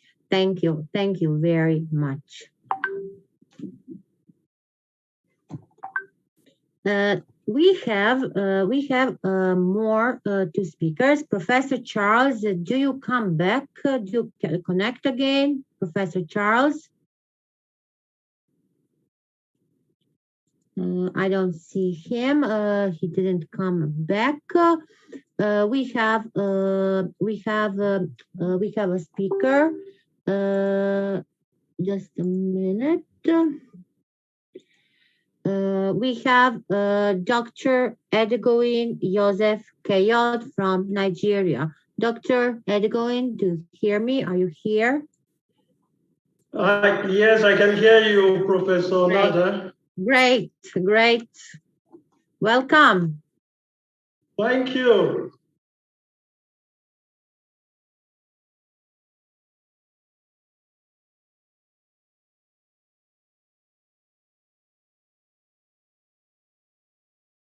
You can start your speech. We don't hear you. Sorry? Can I go ahead with my... we don't hear you. Okay. Can I go ahead with my presentation? Yes. We are waiting. Yes. I was waiting for you to do an introduction, a brief one indeed, but no problem. Listen, we don't have introduction. I have a name, so I tell always few words. So we have a short, but many speakers. So we didn't make no introduction. But I will tell our Dr. Ambassador is a great personality. He's coming from Nigeria. He is working a lot for the humanity, for the humans, social workers, social activists. So great. Okay, thank you very much for that introduction. I appreciate it. I want to use this opportunity to appreciate all the speakers, the facilitators before me. And I know we'll be having one or two persons that will be making presentation after me. It's a great privilege to be on this platform. First of all, I want to appreciate the organizers of this program, Professor Praditya Manda, the founder of Global Educators Forum, and also his team for coming up with this international conference on humanity, and human rights. I also want to appreciate you, my dear friend, the moderator, Professor Nadia Ratkovic from Croatia. I appreciate your energetic spirits. I watched you in your last presentation before you joined this platform. You are doing a very great job. So please, can you permit me to share my screen? Yes, you can. You have a permission. You can. Okay, that's fine. So while we are waiting to have my screen shared, I want to also make this very important information that today being World Humanitarian Day, it is a day to remember individuals who have sacrificed their time, their resources aimed at ensuring that women's are well taken care of. And okay, do I have the? Yes, we see. Yes, we see, but we don't have a full screen. If you can make it, if not, you can go through the slides. Okay, all right. Let me make it a full screen. If you can. Hope it's okay like this. Is it okay? It is the same. It is the same. You can continue like this. No problem. Okay, that's fine. Thank you once again. I want to appreciate everyone on this call. I listen to every facilitator making their presentation on the relevance of humanity and human rights. And it will be needless for me to repeat what has been said. So what I'm going to do is to give a summary of the information that has been shared. So human, why human? I was having a conversation with a friend recently, and one of the things that we discussed is the importance of humanity. You don't have to teach people how to be human. What you need to teach them is how to stop being human. We have seen so many atrocities, so many evil things that have been perpetrated by people all around us because they never see the importance of humanity in everything they do. So in all you do as an individual, whatever fame, whatever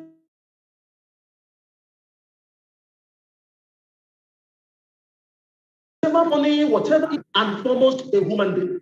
So in your dealing with others, whatever you have acquired, whatever resources you have at your disposal, always bear in mind that you are first and foremost human. In a twinkle of an eye, those things you have acquired, your fame, the awards, your degree, could be taken away from you within a twinkle of an eye. The only thing that will stand the test of time is your humanity. Humanity, as the saying goes, is indeed religion. So in your dealing with others, always bear in mind that we are first of all humans. We are prone to make mistakes. The rest of our identities come after, whether informed by the holy books you carry, your Bible, your Quran, or whatever religion you belong to, your culture, your races, your gender, the vicissitudes of life that you have passed through, your favorite football club, or whatever have you, always bear in mind that you are first of all human being while relating with others, right? So you don't have to teach people, like I mentioned earlier, how to be human. You teach them how to stop being humane according to Eldred Clever. Everyone think of changing the world, but the question is, have you ever think of changing yourself? You cannot change the world if you don't change yourself. If you don't change your behavior, others cannot be changed. So you must replicate what you want to see in others. You must not lose faith in humanity, according to Mahatma Gandhi. You cannot hope to build a better world without improving humanity. It becomes very important. And there's nothing wrong in being vulnerable, in my opinion. Being vulnerable is not a weakness. It is indeed showing that you are human, right? So it is being human. It allows you to have it allows you to have the fact that you don't have all the answers. The great advantage of being woman, do you know it? Is employing rational thoughts. And that revolves around acknowledging the fact that others can also be in the same shoes as yours. And you can also be in the same shoes as others. So bearing that in mind will help you to deal with others with understanding. For example, when others make mistakes, in your correction of others, when they make mistakes, always be what? Be careful on how you throw aspersion or castigations on them. For example, if the table is turned, how would you feel? If the table were to be turned against you, how would you feel? So human beings are prone to make mistakes. You are prone to make mistakes. When you have others, especially as a leader, if you have your subordinates, always bear in mind that you are human, they are human, they can make mistakes, others can make mistakes too. Bear this while dealing with them. So always be careful when dealing with others. Treat people with humans. Don't treat them condescendingly because you are better than them, because you have money than them. That is being human, not humane. So what is humanity? Much has been said about what humanity is, but let me just share an experience with you. A few weeks ago, I was on Twitter, and I saw a quote by a friend, Agbeja Ifedapo. Look at what it says. I saw this woman with a tray of banana. She said the whole tray is 5,600 naira. That is in Nigeria currency. I gave a funny grin and she asked me to take it for 5,000 naira. Take note, a product, a banana that cost 5,600 naira, it was priced for 5,000 naira.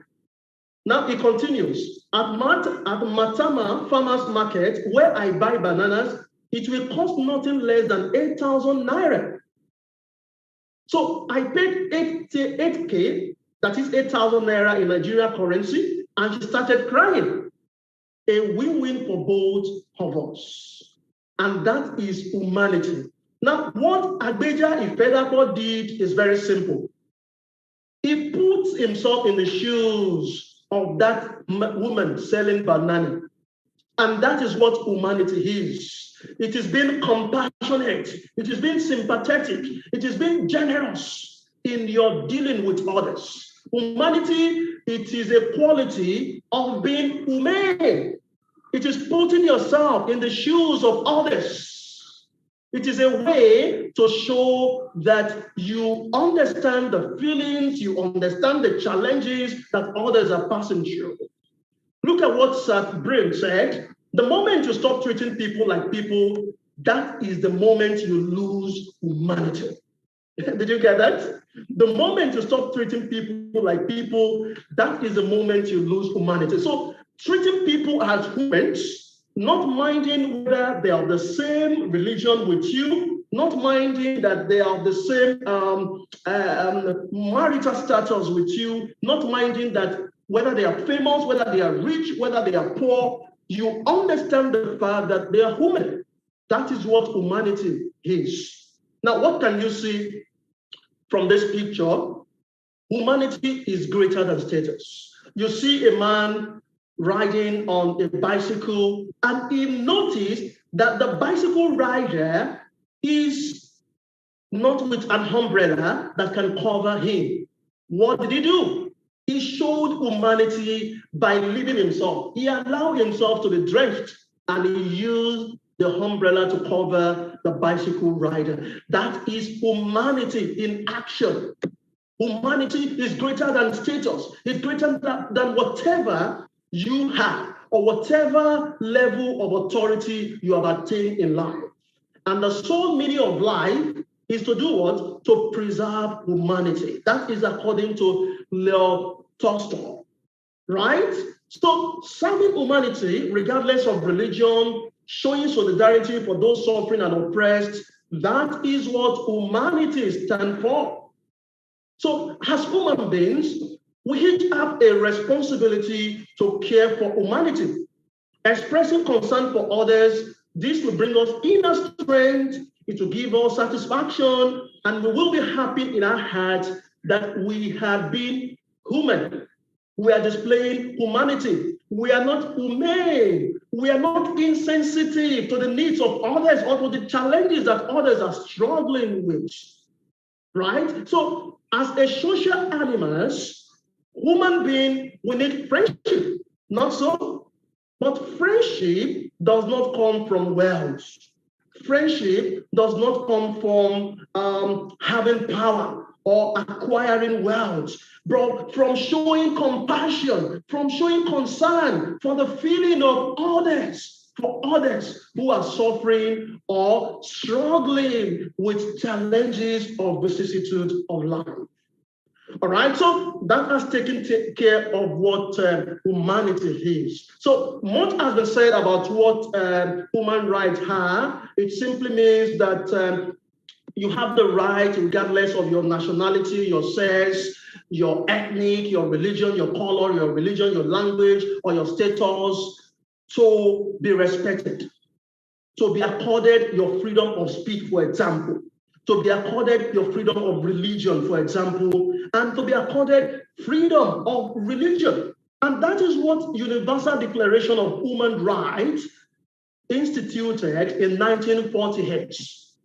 That as individuals, we all have equality and we have human dignity. So the question is, why do human rights matter?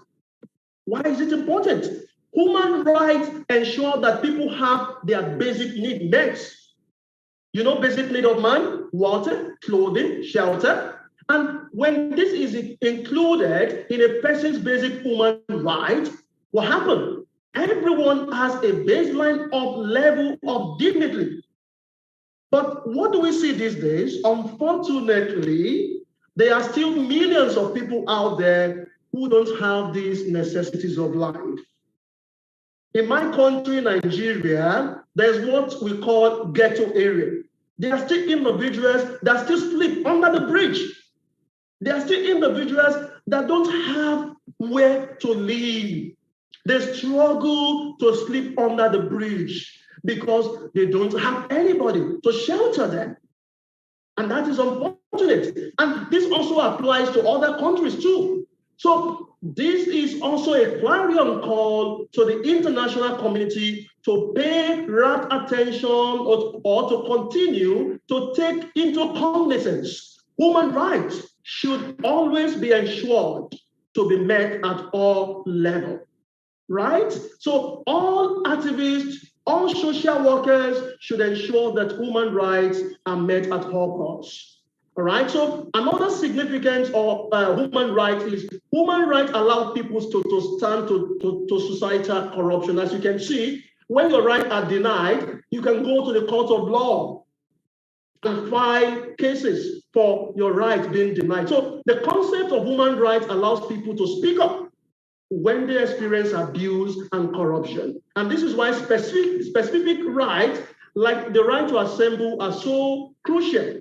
You know the reason? Because no society is perfect. So if the government is going behind what is expected of them, the citizens have the right to complain.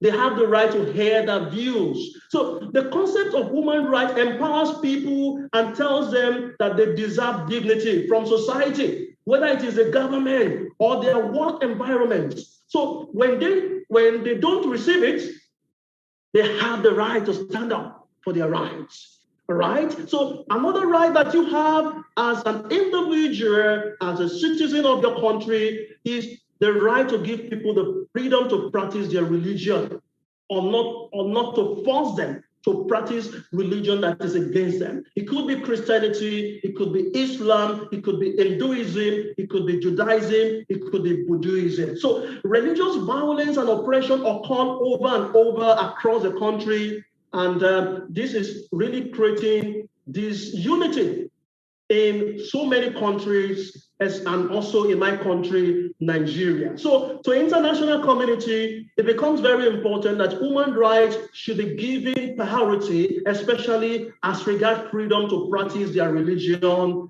of their choice. All right. Then another important aspect of human rights is that human rights encourage equal work opportunity. So whether you are a male or female, whether you are able or disabled. Dr. Odeogin, please. You know the timing. You already go a lot through the timing. Yes. Okay, thank you. So we all have that right of equal work opportunities. And lastly, human rights give people access to education. In fact, interestingly, it is one of the education